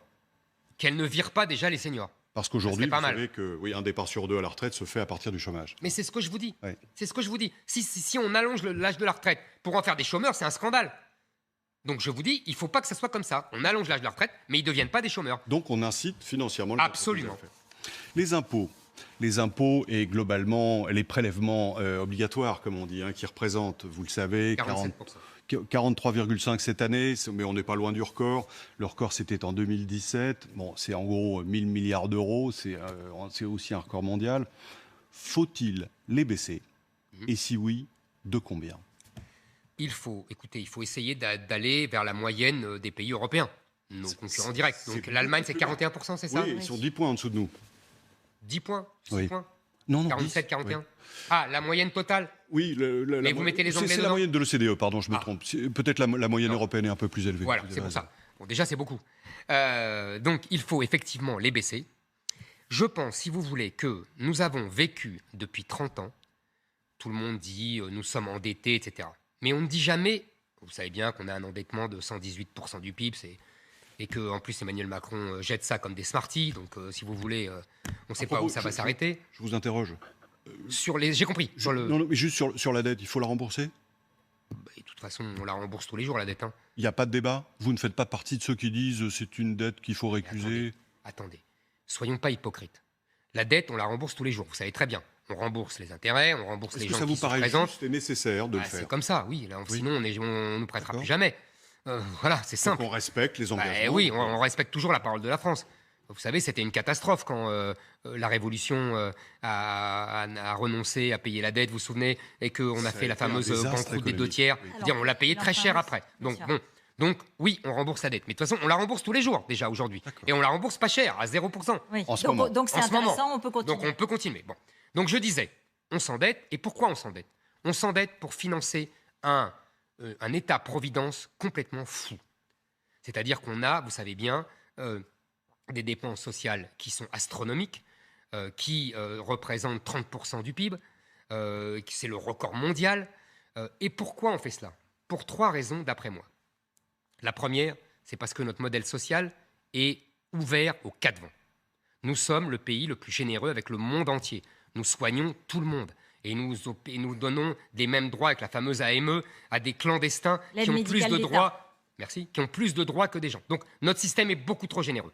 Deuxièmement, nous le gérons mal puisque le grand magistrat Charles Prats estime à la fraude fiscale à 50 milliards par an. Et troisièmement, nous en revenons à votre histoire de retraite et d'activité, nous avons un volant d'activité inférieur aux autres pays. Donc nous travaillons moins sur, la quantité. Vie. Donc il faut jouer sur ça. Et je pense donc qu'il faut réduire la voilure sociale, mais il ne faut pas la réduire en réduisant le modèle social des Français. Il faut absolument supprimer les allocations de solidarité aux étrangers. Vous savez que... C'est-à-dire que, je précise simplement, il faut que la solidarité nationale redevienne nationale et que les allocations logement, les allocations familiales, le RSA soient réservés aux Français. Quand vous dites pour les étrangers, justement pour les étrangers en situation régulière, ceux qui cotisent, évidemment, ils ont droit aux prestations sociales. Évidemment. Vous parlez de la fraude et vous avez l'air de reposer pour beaucoup le financement de la baisse des prélèvements là-dessus. Non. 50 milliards. Honnêtement, j'ai entendu Marine Le Pen donner ce chiffre-là, Jean-Luc Mélenchon... C'est Charles Prats, c'est personne. Oui, mais vous l'endossez. Enfin, si je veux dire, vous bien l'en prenez. C'est quand même des montants considérables. J'ai juste un chiffre à vous donner, c'est celui du Sénat américain qui évalue la fraude fiscale et sociale aux États-Unis à 80 milliards d'euros pour une économie qui est 7 à 8 fois plus grande que la nôtre. 10 milliards, c'est déjà considérable. Ça supposerait que, justement, on les retrouve, ces fraudes. Aujourd'hui, on a l'une des meilleures administrations fiscales au monde, justement parce qu'elle est chargée de recouvrer les impôts parmi les plus élevés. Vous savez qu'il y a 2 millions de fausses cartes vitales. Enfin, écoutez, vous savez que dans le souk de Casablanca, il y a des gens qui fabriquent des cartes vitales et ils les vendent pour 3 fois rien. Est-ce que vous avez déjà vu l'hôpital en France, François Langlais? Il y a sûrement des fraudes. Le monde entier se fait soigner dans l'hôpital en France avec des fausses cartes vitales ou avec la carte du cousin ou du frère. Tout le Maghreb se fait soigner en France. Toute l'Afrique noire se fait soigner en France. Qui paye? Mais qui paye, François Langlais? Éric Zemmour, qui est des fraudes, c'est indiscutable. Elles ont été évaluées d'ailleurs. 50 milliards, c'est ça que François J'ai bien compris. 50 milliards, c'est énorme. Mais 2 millions de fausses cartes vitales, c'est pas énorme. Et combien de centenaires en Algérie qui sont morts depuis longtemps et qui continuent à toucher une retraite, c'est pas énorme? Honnêtement, 50 milliards, c'est pas sérieux. Vous n'avez aucune preuve. Mais dites ça à Charles Prats, il a évalué, vous avez lu son livre. Mais évidemment. Vous savez que la Cour des comptes évalue entre 15 et 45 milliards la Cour des comptes. Déjà, c'est pas pareil. Sur les fraudes sociales. Excusez-moi, elle va jusqu'à 45 milliards. Honnêtement, quelqu'un qui finance des dépenses sûres par des recettes hypothétiques, on se dit. Et je tiens à vous dire que je ne parle pas que de la fraude. Je parle des allocations légales aux étrangers. Les allocations logement. J'entends bien. Je crois que les étrangers représentent 20 à 30% du logement social. Et vous disiez... Le RSA, la suppression de l'AME, c'est pas rien tout ça. Ça, c'est pas de la fraude.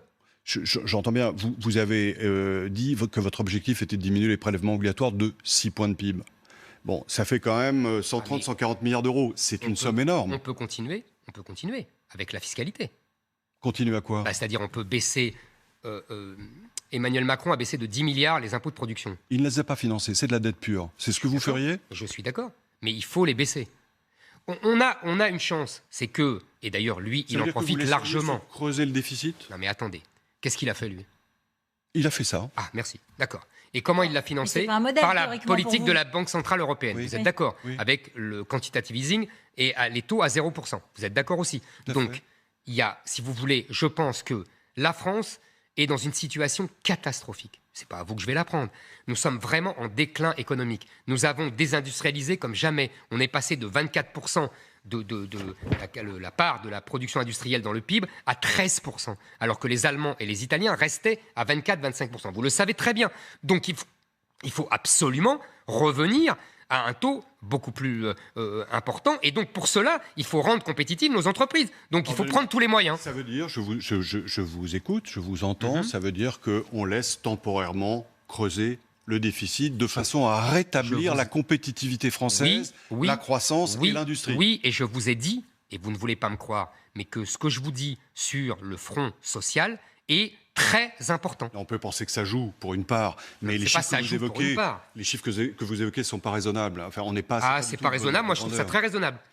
Au contraire. Vous me Au faites contraire. penser à celui Et vous savez, gagner sa vie en jouant au casino, ça peut marcher une c'est fois. non, C'est c'est pas exact. du casino. Je pense qu'il y a un coût de l'immigration colossal.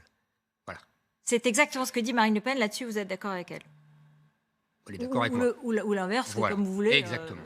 Mais vous savez, Marine Le Pen, elle est amusante parce qu'en mai-juin, elle disait « Je ne veux surtout pas être associée à Éric Zemmour parce que je ne veux pas que j'apparaisse trop radical. » Et puis maintenant, elle dit tout comme moi. Bon, bah, c'est bien. Ou elle redit ce qu'elle avait dit avant. Bon, bah, c'est bien. Une question sur l'énergie. On l'a appris aujourd'hui, les prix du gaz vont augmenter de plus 12% vendredi. C'est une augmentation qui fait suite à celle de septembre, plus 8,7, celle de août, plus 5, celle de juillet, plus 10. 40% sur 4 mois seulement, on n'a jamais vu ça. Alors on partait d'un Le niveau... gaz, hein, vous dites. Hein. Le gaz, on partait d'un niveau relativement bas. Faut-il, selon vous, baisser les taxes qui frappent cette source d'énergie, comme d'ailleurs le pétrole, l'essence, de façon à atténuer la charge du consommateur? Effectivement, j'ai été très frappé lors de l'affaire des Gilets jaunes par cette histoire d'augmentation du prix de l'essence. Et on pourrait réfléchir à quelque chose qui tourne autour de la baisse, voire la suppression de La TIPP, taxe, la taxe qui frappe justement le carburant. Intéressant. Moi, je pense que c'est une réflexion. Sur les produits Voilà. pétroliers. Sur le gaz, là, c'est un autre sujet. Je sais bien que le prix du gaz augmente, je connais, mais en vérité, la France n'a pas besoin beaucoup de gaz. Elle n'a... Moins que Non, mais l'Allemagne, en tout cas. beaucoup moins que l'Allemagne, puisque nous avons les centrales On a nucléaires. Vous nucléaire. voyez où je veux arriver? Et heureusement. Hein. Mais absolument, mais absolument. Or, quel est le projet d'Emmanuel Macron sous la pression des écolos fous? C'est de réduire la part de ce qu'on appelle le mix électrique, qui est aujourd'hui du nucléaire à 75%, plus l'hydraulique, ça fait 85%, bon, à réduire à 50%. On sait, je crois, j'ai lu un rapport du ministère de l'écologie, que quand on arrivera, si on y arrive, j'espère qu'on n'y arrivera pas, à 50% de la part de nucléaire dans l'électricité française, on aura besoin, tenez-vous bien, de 20 centrales au gaz. Pourquoi? Vous avez déjà deviné le cheminement. Parce que pour remplacer les centrales nucléaires, on veut mettre des éoliennes. Or, les éoliennes ne sont une énergie intermittente, c'est-à-dire qu'en fait, il faut du vent, et donc il n'y a pas du vent tout le temps, et on ne peut obtenir que 25% de la production des éoliennes. Donc quand, et c'est le problème des Allemands, quand les éoliennes ne tournent pas à cause du vent, qu'est-ce qu'on fait? Eh bien, on ouvre les centrales à charbon et les centrales à gaz. Excellent. Qu'est-ce qu'on pour fait sur le CO2, prix, alors, du coup? j'ironise évidemment, et très mauvais pour les prix du consommateur. Je vous répète, et Qu'est-ce qu'on deuxièmement... fait sur le prix, alors? Comment? Qu'est-ce qu'on fait sur le prix? Il y a du plusieurs coup solutions. Attendez. Hein. Certains pays européens bloquent les prix. Oui. Emmanuel Macron donne un chèque énergie de 100 euros. Et il y a aussi vous la avez baisse bien- des taxes. Vous Mais avez bien compris que c'est du court terme. C'est du court terme. Vous êtes d'accord? sans doute. Enfin, cela J'imagine dit, que quand on est au la pouvoir... baisse, elle arrive maintenant. Hein. Sauf que, Enfin, la oui, hausse, pardon. mais sauf que non. Parce qu'il faut voir à long terme. Il faut voir globalement. Donc il faut augmenter la part du nucléaire, Mais par bien exemple? sûr, il faut garder cette part du Et nucléaire. Il ne l'augmenter, fallait vous pas... voulez dire? Peut-être? Déjà à 75 et 80%, Oui, c'est oui, bien. oui, Il d'accord, ne faut mais- pas la réduire. Il ne fallait pas fermer la centrale de Fessenheim. Surtout que c'était une magouille politicienne entre les socialistes et les Verts, que Emmanuel Macron a entériné alors qu'il n'était pas obligé, alors que cette centrale marchait très bien et pouvait encore continuer 20 ans. C'est un scandale. Il va falloir, je crois, pour remplacer cette centrale, il faut 3000 éoliennes. Je ne vous dis pas le résultat sur les paysages, sur les petits oiseaux qui sont massacrés, sur le bruit pour les gens, sur la santé, etc. Les éoliennes sont une catastrophe. On n'en a pas besoin en France. Parce que justement, on a le nucléaire. Les éoliennes, c'est bon pour les pays qui n'ont pas de nucléaire. Les Allemands qui ont fait la bêtise, encore pour des raisons politiciennes, de Mme Merkel avec les Verts, de fermer leurs centrales nucléaires, et les autres qui n'en ont pas. Bon. Mais nous, on n'en a pas besoin. Et on nous met des éoliennes alors qu'on a le nucléaire, Ouais. qui est une technologie française. Mais ça On fait- a gâché Mais ça depuis fait pas 10 ans. baisser, pardon, mais ça fait pas baisser les prix du gaz pour les ménages Ah, aujourd'hui, si, ça demain fait- matin. ça fait mais je parle baisser le d'aujourd'hui. prix de l'électricité. Oui, mais d'accord, mais ce que vous posez comme question, Mais je ne vais pas François, répondre. c'est, Je ne suis pas au pouvoir. D'accord. Je ne suis pas président, je ne suis pas Premier ministre. Ils font ce qu'ils peuvent. Mon problème, ce n'est pas que les mesures qu'ils prennent comme des expédients. Mon problème, c'est la vision globale. C'est ça, normalement, le rôle d'un président. Vous savez, Édouard Philippe a une très belle formule. J'ai retenu dans son livre. je pense qu'il y avait un petit coup de pied de l'âne à son ancien patron. Il dit « Être président, ce n'est pas prendre un nombre innombrable de décisions, c'est tracer une ligne claire et vérifier que les décisions qui sont prises par d'autres que vous s'y conforment. » De minimis, praetor non curat. C'est un modèle, vous l'aimez bien, Édouard Philippe? Comment Ah non, vous c'est pas qualifiez? du tout un modèle. J'ai un désaccord. J'ai déjà discuté avec lui, j'ai même débattu à la télévision Oui. sur Paris Première. Je suis en désaccord total sur l'identité, l'islam. C'est un jupéiste. Vous savez, c'est l'identité heureuse. Donc moi, je suis en désaccord. C'est un centriste pour moi, Édouard Philippe. Mais sa formule était jolie. Mais dans l'union des droites, les centristes n'ont pas de place. Non. Les centristes ont tué la droite. La droite s'est soumise aux centristes et ils l'ont tué. Donc les centristes sont avec Macron, qu'ils y restent. On revient à l'économie, si vous voulez bien. Question sur l'État stratège, un thème qui est important pour vous. La cristallerie d'Arc, c'est comme son nom l'indique, une cristallerie qui est dans le nord de la France, demande 20 millions d'euros d'aide à l'État. Bon, c'est la énième crise de cet industriel.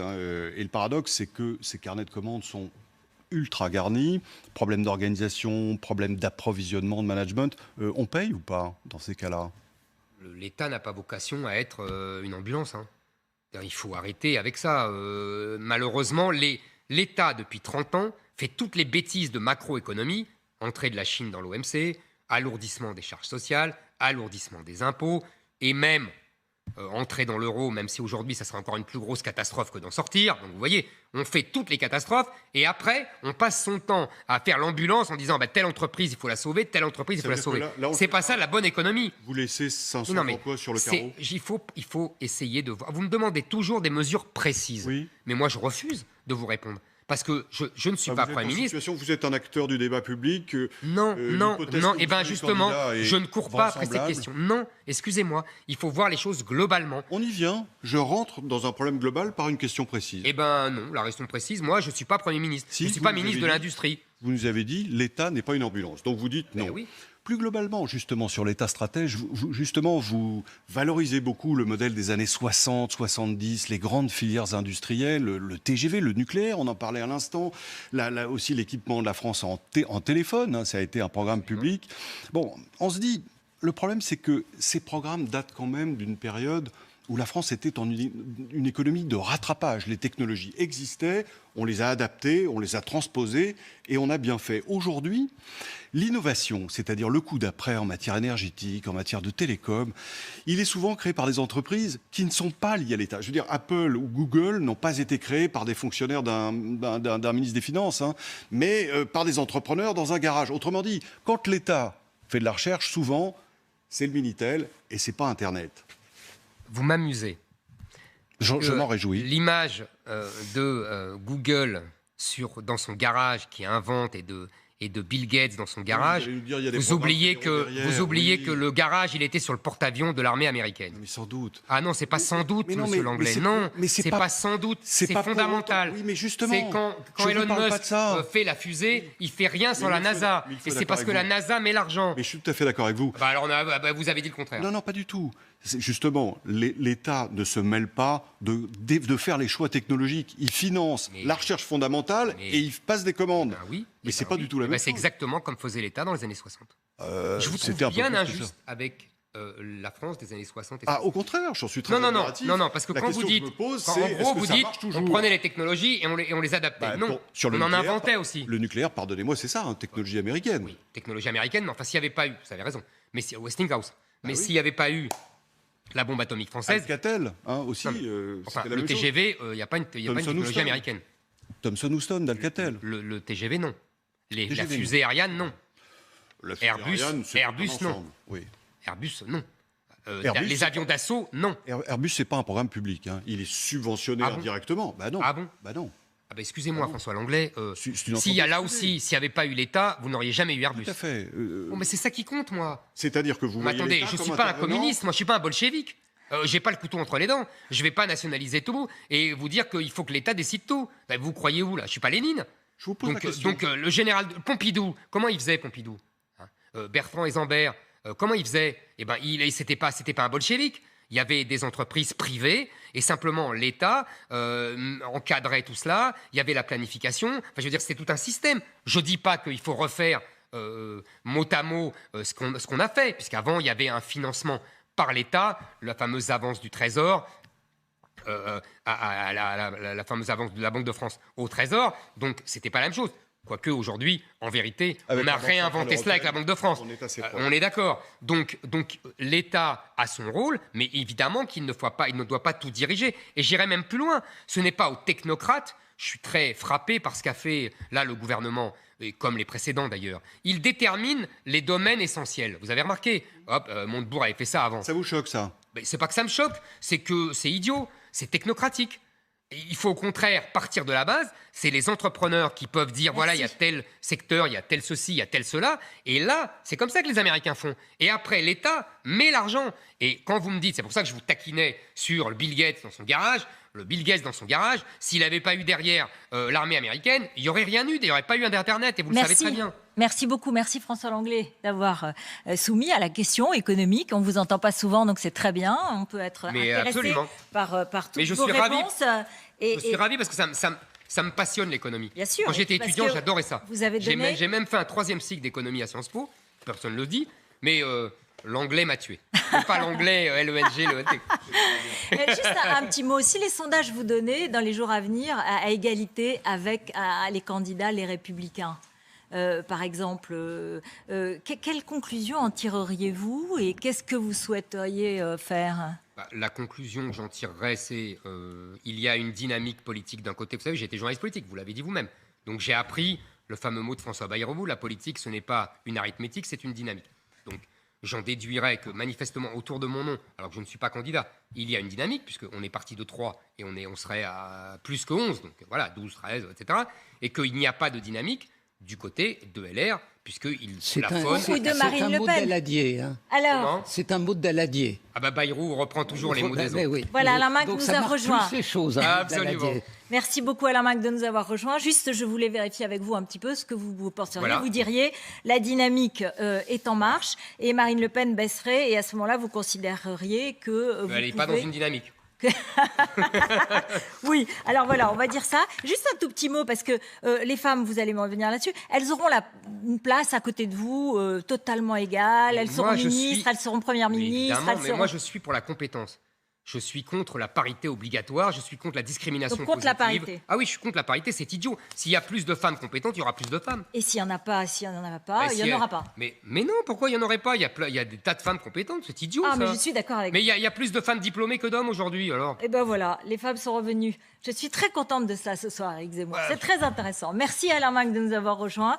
Votre dernier livre sur Marx aux éditions Gallimard. Et on vous a invité, donc, Ma vie avec Marx, on vous a invité à débattre avec Éric Zemmour. Vous le connaissez bien.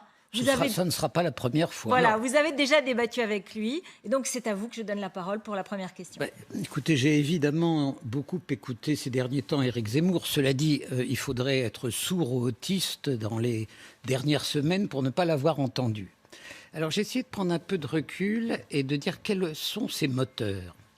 Au fond, il y a une obsession et une illusion à la base de tout, et j'y reviendrai. L'obsession, c'est le grand remplacement. Mais alors, il y a du grand remplacement à un tel niveau que j'attends le jour où l'amateur de foot que vous êtes va nous dire que parce que M. Hakimi, recrue du PSG, marque des buts, que le catholique Messi ne marque pas, les buts musulmans, au titre du grand remplacement, ont remplacé les buts catholiques. Le grand remplacement est partout. Alors le grand remplacement, vous allez nous expliquer, vous ne nous avez jamais dit comment vous le feriez, puisque vous dites que c'est une évolution démographique et que c'est une évolution démographique qui fait que les musulmans vont prendre l'ascendant. Il faut réduire cette population, évidemment, puisqu'en plus, sa démographie, son taux de natalité est supérieur au nôtre. Donc j'aimerais comprendre comment, dans le monde d'aujourd'hui, on se débarrasse de millions de gens de manière précise, d'autant plus que les pays dont ils ne sont plus originaires, parce que beaucoup sont français, ne les accepteraient pas. Alors c'est quoi? Des dizaines, des centaines de bateaux, tels les passagers de l'Exodus de 1947? C'est quand même ça, l'obsession. Alors l'illusion... Peut-être qu'il peut répondre là-dessus. Non, je voudrais... Attendez, je ne suis pas journaliste, donc la chance, c'est que dans un débat, on a droit à une parole plus longue. Allez-y. Et je vous ai rien dit, moi. Mais je sais bien, c'est Ruth qui veut me transformer en journaliste. J'aime la réactivité et la rapidité, mais c'est mon travail. Allez-y. La deuxième chose, c'est l'illusion. Votre société française, votre France, au fond, elle a un côté nostalgique, elle a un petit côté le châtelain rural qui prend un verre avec son fermier sous l'œil attentif et bienveillant du curé. Bon, cette France, elle n'a jamais existé. C'est oublier les luttes sociales, c'est oublier les tensions du pays. Ou elle n'a existé qu'à un moment, idéologiquement, c'est évidemment au moment de la France de Vichy. C'était le rêve de la France de Vichy. Alors, on ne va pas reprendre un débat, sauf que quand on dit France de Vichy, vous, comme moi, nous savons que nous aurions été ou des citoyens de seconde classe, ou parqués à Drancy, ou en chemin pour Auschwitz. Donc, quand on approche de thèmes qui sonnent comme ceux de la France de Vichy, il faut tout de même se méfier. Troisième point, et c'est l'avantage du débat sur le journaliste, je vais pouvoir le développer. Vous essayez de faire, après avoir réussi à porter un coup mortel, je crois, à Madame Le Pen, de réussir une captation d'héritage avec les gaullistes. La seule chose, c'est que vous oubliez certains pans du général de Gaulle, malgré les 3 pans que vous avez cités. Premier pan, le libre-échange que vous n'aimez pas.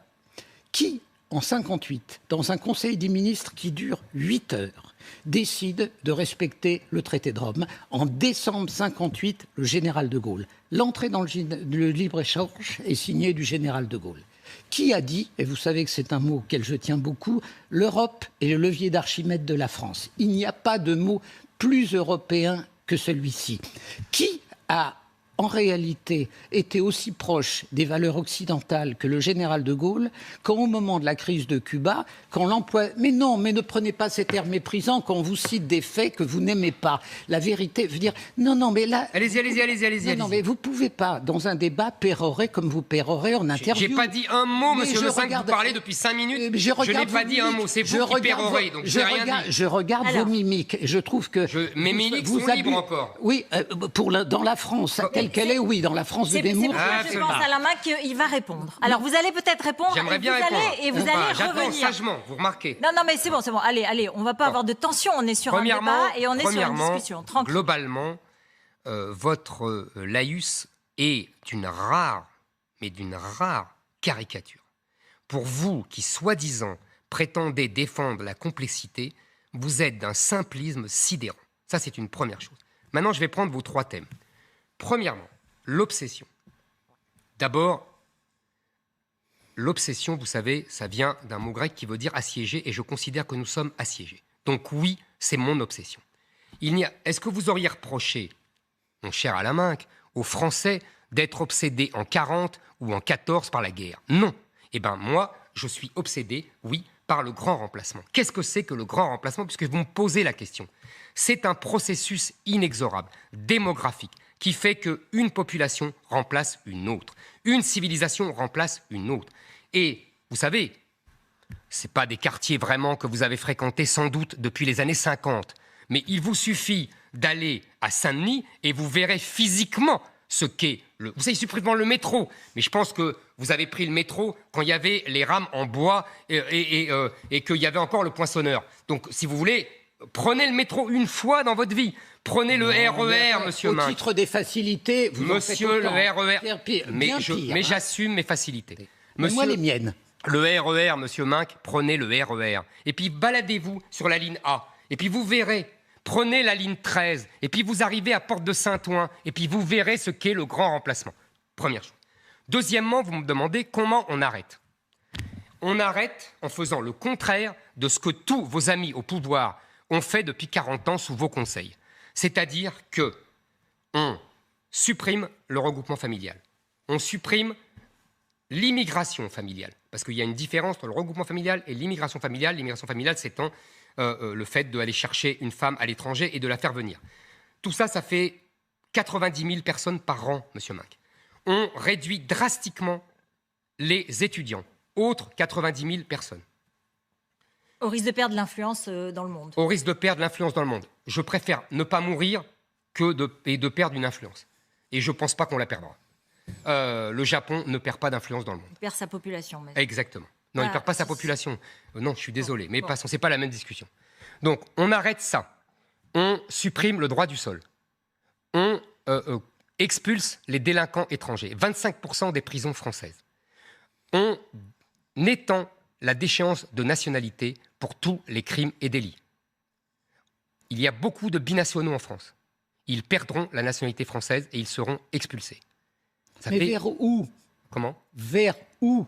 Vers leur pays d'origine. Et si leur pays d'origine ne les prend pas, eh ben, nous ferons une pression diplomatique de leur pays, sur leur pays d'origine. Et ce seront en effet les exilés de l'Exodus. Vous pouvez pas. Pas du tout. Mais vous ne pas pouvez du tout. pas. Il y a des avions, monsieur, c'est moderne pour aller aujourd'hui. où? Vous voyez, on les met dans des avions Mais et on pour les aller renvoie où? chez eux. Mais chez eux, monsieur si Mac. leur gouvernement, d'abord, mais leur gouvernement devront céder. Leurs gouvernements vont céder. Mais oui. Mais nous avons des pressions. Nous sommes la France, accessoirement. Non, mais donc nous avons des pressions sur des pays d'Afrique. Je suis désolé, nous les aidons. Mais ces gens-là veulent venir en France. Leurs dirigeants veulent venir en France. Vous voyez bien les moyens de pression qu'on a. D'abord, il y a une partie des Africains qui ne sont pas musulmans par rapport à votre obsession. Je n'ai jamais dit le contraire. Donc, vous ne visez pas les Africains en général, vous visez uniquement les musulmans, j'imagine. Je ne vise pas uniquement les musulmans. Je pense qu'il y a un problème spécifique avec l'islam. Deuxièmement, le fond de votre problème, c'est que vous considérez que des populations sont comme des liquides non miscibles. C'est-à-dire que vous n'admettez pas qu'il y a des mariages mixtes, qu'il y a des gens qui s'intègrent parfaitement, qu'il y en a qui s'intègrent aussi bien et qui s'assimilent pour certains aussi bien que vous et moi nous l'avons fait. La seule chose, c'est que je ne suis pas naïf. J'ai vu Bac Nord comme tout le monde. Je sais qu'il y a des problèmes de sécurité, je sais qu'il y a des problèmes d'intégration, mais dire que vous allez réduire de plusieurs millions le nombre de... Je n'ai pas donné de chiffres encore. Non, mais vous gardez bien d'en donner, parce que par rapport à la dynamique démographique, évidemment, il faudrait dire des chiffres qui font peur.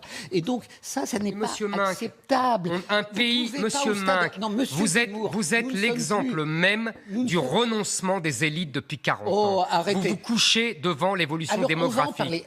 On va en parler des élites. Parce que c'est un pays, un État, contrairement à ce que vous pensez et ce que vous avez professé depuis 40 ans, un pays a le droit de choisir sa population. Alors, à propos... Eh bien si. Et il a le droit de choisir sa population et il a le droit de ne pas obéir aux juges qui le lui interdisent. Mais vous savez, à propos du déclin dont vous estimez les élites responsables, élites auxquelles vous n'appartenez pas et auxquelles j'appartiens, ce qui quand même... Non. C'est ce qu'est la société française. On appartient tous les deux aux élites françaises, seulement vous avez professé l'idéologie dominante. Alors, l'idéologie... C'est vous qui avez parlé de mondialisation heureuse, c'est pas moi. Mais je m'en réjouis. Voilà. Et alors justement, parlons un tout petit peu, quand je vous entends... Au fond, vous me rendez très optimiste parce que j'ai envie de vous dire, ce pays moribond, ce pays en déclin, c'est quand même un pays où vous avez cité tout à l'heure l'industrie allemande, à juste titre. Vous vous êtes bien gardé de citer les banques françaises, de loin les plus importantes et les plus influentes d'Europe. Vous avez omis de dire que la première entreprise d'Europe, aujourd'hui, est une entreprise française. Vous vous êtes bien gardé de dire que dans les 50 premiers groupes européens, il y a plus de groupes français que de groupes allemands. Vous avez, si lettré que vous soyez, omis de penser que ce pays est le seul qui a sorti 2 Nobel de littérature en quelques années. Oui. Vous savez qu'il fait des médailles Field à gogo plus que les autres. On verra dans les 2-3 ans qui viennent, vous verrez qu'il y en a qui arrivent. Donc vous ne pouvez pas prendre d'une chose que le côté noir. Bien sûr qu'il y a des problèmes. Et surtout, vous oubliez de dire que ce ne sont pas des problèmes français. Ce sont des problèmes occidentaux. Et en effet, l'Occident est en face d'un problème. Mais quand vous regardez les émeutes et en effet les problèmes de sécurité, vous vous souvenez que quand il y a eu les émeutes de Londres, les émeutiers sont allés jusqu'à Chelsea, c'est-à-dire au cœur des quartiers les plus bourgeois. Vous savez qu'à Stockholm, temple de la social-démocratie, les émeutes ont été bien pires qu'elles ne l'ont été en France. Prenez la réalité dans sa dimension complexe. Vous aussi. Oui, justement. Et vous n'avez à aucun moment, depuis que je vous écoute ces derniers temps, à aucun moment apporté le moindre hommage à ce qu'est la France et la société française. Eh bien, j'aimerais bien que pour une fois, vous, de ce point de vue, vous fassiez un petit effort de lucidité. Monsieur Minck, d'abord, quand vous dites que le pays n'est pas en déclin, un pays qui n'a pas été capable d'avoir des masques quand les Chinois ont regorgé. Au côté, ils vaccinent plus que les autres. Je ne vous ai pas interrompu, monsieur Minck. Bon. J'ai écouté sagement vos péroraisons. Allez-y, Eric, c'est bon. Allez-y. Donc, quand un pays, le pays de Pasteur, n'a pas été capable, le seul pays des membres du Conseil de sécurité, à inventer un vaccin que tous les autres ont fabriqué, moi je dis que oui, il y a un déclin. Quand vous me dites la plus grosse entreprise mondiale et française, européenne, Mais c'est dans le luxe, monsieur Minc, vous le savez très bien. Et alors? On a le luxe, l'aéronautique, et c'est tout. Non, les services informatiques, Oui. au passage. Ouais. Les banques, vous les avez omises. Les compagnies d'assurance. Monsieur Minc, vous savez très bien que notre industrie est absolument d'industrie déliquescente. Mais moi, je Et vous savez parle de très bien l'ensemble tout de ça. Et l'économie. vous savez mieux que moi.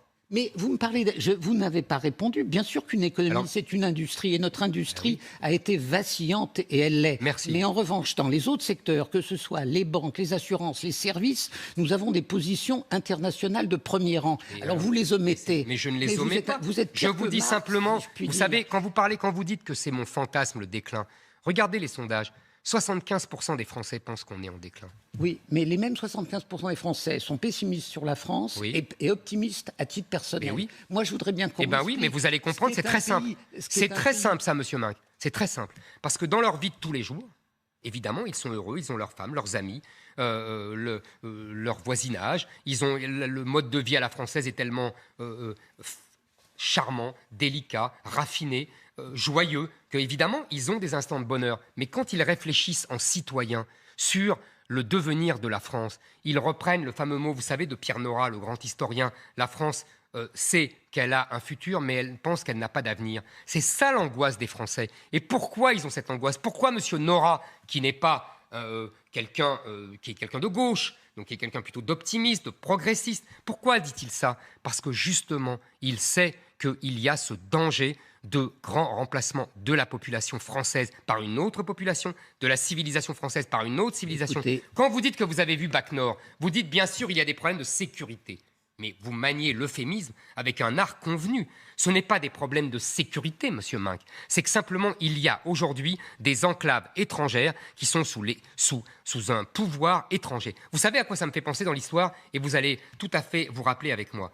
Dans la Chine du 19e siècle, dans la Chine affaiblie du 19e siècle, colonisée par les Anglais, les Français, les Allemands, les Américains, il y avait un système de concession. C'est-à-dire qu'il y avait des territoires, et là, les Anglais avaient tout pouvoir sur ce territoire, les Français avaient tout pouvoir sur ce territoire-là, et c'est exactement ce que nous vivons aujourd'hui. Nous avons des concessions islamiques, et nous avons des territoires qui ne sont plus en France. Mais allez-y, monsieur Minc, je vous Monsieur assure. Zemmour, Moi, vous savez, je ne peux pas y aller parce que je suis en danger. Mais vous, ils vont vous accueillir comme un héros. Comme un triomphateur à coup sûr. Mais vous parlez toujours de la France. À aucun moment, vous voulez reconnaître que les problèmes que nous avons sont les mêmes que les problèmes de nos voisins. Que cela participe évidemment du déclin de l'Occident. Mais ça n'est pas nouveau, le déclin d'Occident.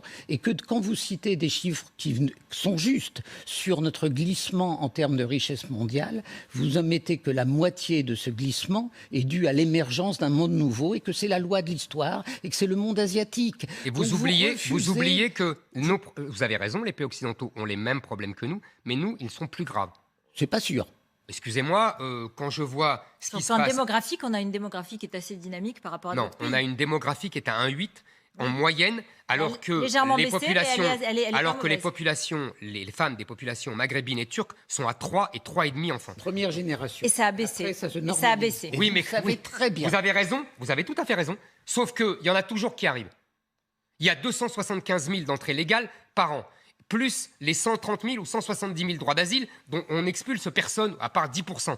Donc vous voyez, ça fait 400 000, une ville de Nice Non. tous les ans. Au bout de quinquennat de votre ami Macron, il y aura 2 millions d'étrangers en plus. La ville de Non, Paris. Vous avez eu au titre du comment on dit, du fact-checking que vous aviez doublé le chiffre par deux. Pas du tout, j'ai Mais pas doublé le on chiffre va par pas deux. on va Pas épiloguer. du tout, monsieur Minc. Puisque vous voulez pas épiloguer sur Pétain, ce qui est un truc formidable, on va pas maintenant épiloguer sur 1 ou 2 millions. C'est pas ça l'enjeu. Ce que vous refusez de voir, c'est que l'Occident a des problèmes, il ne peut que les traiter collectivement, et surtout ce que vous oubliez, vous refusez, c'est de considérer que le seul bouclier que nous ayons dans le monde dur où nous sommes, il s'appelle l'Europe. Et de ce point de vue, votre idée que la France est une île, et que c'est... Mais si votre... Mais j'ai jamais dit ça. Mais parce que- vous me prêtez des choses que je n'ai jamais Mais, dites. Ah, je suis débile. Je ne sais pas que la France n'est pas entourée d'eau.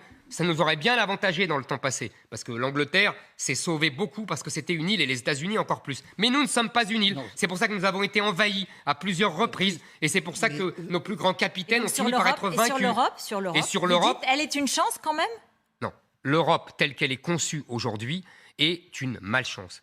Et je vais vous dire, monsieur Minc, quand vous avez dit tout à l'heure, je n'ai pas pu vous répondre, sur le général de Gaulle, vous me la baillez belle. Le général de Gaulle était pour le marché commun en 1958, quand il y avait 6 pays. Quand il y avait l'Allemagne fédérale, même pas l'Allemagne entière, quand il y avait le Benelux, Hollande, Belgique et Luxembourg, et l'Italie. C'était en fait la France de Napoléon, c'était la France de Charlemagne, c'était la grande France. Donc on pouvait penser qu'il y avait un ensemble qui était là cohérent, qui avait les mêmes droits sociaux, qui avait les mêmes économies, on s'échangeait. Quand vous reprenez l'expression du général de Gaulle, vous avez tout à fait raison, sur l'Europe, levier d'Archimède de la France, qu'est-ce qu'il dit? Il ne dit pas du tout, comme Alain Minc, qu'il faut aller vers une Europe de plus en plus fédérale. Non, il dit la France dirigera politiquement ces pays des 6 qui arriveront à faire économiquement ce que les États-Unis et l'URSS de l'époque faisaient. Aujourd'hui, monsieur Minc, c'est l'Allemagne qui utilise la méthode gaulienne. C'est l'Allemagne qui utilise le levier d'Archimède pour diriger l'Europe et pour se faire une grande puissance. La France est soumise à l'Allemagne. Mais bien sûr, la France est soumise à l'Allemagne. Et le pire, et j'ai fini, monsieur Minc, le pire, c'est que stratégiquement, le concept d'autonomie stratégique de votre ami Macron, d'autonomie européenne, est une chimère. Parce que qu'est-ce qui se passe en vérité? L'Allemagne est soumise aux États-Unis.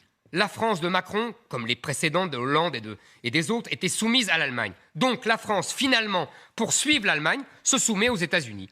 Non, mais ça, c'est trop facile de faire ce genre de syllogisme. La France n'est pas soumise à l'Allemagne. Il y a évidemment plusieurs plans. Industriellement, ce que vous dites est une évidence. Financièrement, et vous ne m'avez toujours pas répondu là-dessus, la France est dominante. Oui, mais elle est dominante. L'Allemagne elle est dominante, arrêtez. Mais arrêtez. C'est Londres qui est dominant, arrêtez, n'exagérez pas non plus. Non, mais attendez. Et maintenant, c'est Amsterdam, c'est pas la France. Non. En termes d'institutions financières, c'est évidemment la France dans l'Europe telle qu'elle est aujourd'hui. Que je sache, vos amis du Brexit ne sont plus membres dans l'Europe. Mais la Hollande est membre de l'Europe, Amsterdam est membre de l'Europe. Mais les banques hollandaises ne sont pas au cœur des choses. Non, mais la place d'Amsterdam est prépondérante. De ce point de vue, alors bien sûr que l'industrie allemande est dominante, mais l'économie allemande a aussi de vraies faiblesses. Et d'ailleurs, la campagne électorale a fait apparaître. Enfin, il y a 2 tables. Il y a une table économique et il y a une table stratégique. Absolument d'accord. Et vous ne pouvez pas considérer que sur la table stratégique, la France est dominée par l'Allemagne. Elle ne l'est pas et elle risque de l'être moins que jamais avec la coalition baroque qui risque d'arriver au pouvoir. Je n'ai jamais dit que la France était dominée stratégiquement. Mais alors quand on regarde je dis que la France sacrifie tout à son alliance avec l'Allemagne au nom d'un couple mythique qui fait rire les Allemands, entre parenthèses, et qui fait rire les autres Européens, le fameux couple, le pseudo-couple franco-allemand. La vérité, c'est que la France sacrifie tout, même son industrie maintenant militaire. Elle en est. Les Allemands ne veulent pas l'autonomie stratégique européenne. Pour eux, la défense de l'Allemagne, c'est l'Amérique. Depuis 1945, oui, que ça vous plaise ou non, c'est comme ça. C'était non, déjà le problème du général de Gaulle, monsieur Macron, en 1963. Il a échoué là-dessus, le général de Gaulle, à cause de la soumission de l'Allemagne aux États-Unis. Et ça continue. Macron échouera de la même façon. Le mot de la fin. Vous lisez les journaux et vous savez bien que le trouble en Allemagne, après ce qui s'est passé en Afghanistan, est considérable. Les Allemands savent que l'article 5 de l'OTAN n'existe plus. Et donc, vous disiez la même chose sous Trump. Pardon ? Vous disiez la même chose sous Trump, et j'imagine qu'après le Vietnam, dans les années 70, vous avez dit la même chose. J'avais pas l'âge. Vous aussi, vous non plus d'ailleurs. Monsieur. Merci beaucoup. Merci à tous les deux d'avoir échangé de façon aussi vive et intéressante, je suis sûre, pour nos spectateurs. J'ai envie de vous dire, après 7h30 à peu près, 2 heures de débat, où parfois vous avez perdu votre calme, est-ce que vous vous sentez prêt à avancer sur une candidature? Donc cela veut dire aussi des questions qui peuvent vous gêner, des questions qui peuvent vous ennuyer, des déclarations que vous avez faites que vous n'avez plus envie de refaire. Est-ce que vous êtes prêt à cet exercice ou est-ce que vous risquez de perdre votre calme et d'avoir de temps en temps des expressions qui peuvent apparaître comme une perte de calme? D'abord, ce n'est pas mal de s'énerver. Quand on est énervé, on est énervé. Et deuxièmement, je ne perds pas mon calme. Je dis simplement que je n'ai pas envie de me faire enfermer dans des sujets que j'ai déjà traités 1000 fois et j'ai déjà expliqué ce que je pensais, alors que je sais que c'est pour m'être nuisible. Donc je ne veux pas vous laisser m'être nuisible. Maintenant, j'ai décidé. Avant, j'étais trop loyal, vous comprenez ? Moi, je suis quelqu'un d'honnête. J'aime la discussion, j'aime le débat. Au moins, M. Minc ne pourra pas m'enlever ça. J'accepte de débattre avec des gens qui sont en désaccord avec moi. J'accepte de débattre de tous les sujets. Voilà, c'est mon... Mais je comprends maintenant que les gens veulent m'enfermer dans certains thèmes pour me nuire. Donc, je veux bien être bon, mais pas débile. Donc, je les évite. Quelle est votre prochaine étape ? Comment vous voyez les prochaines semaines ?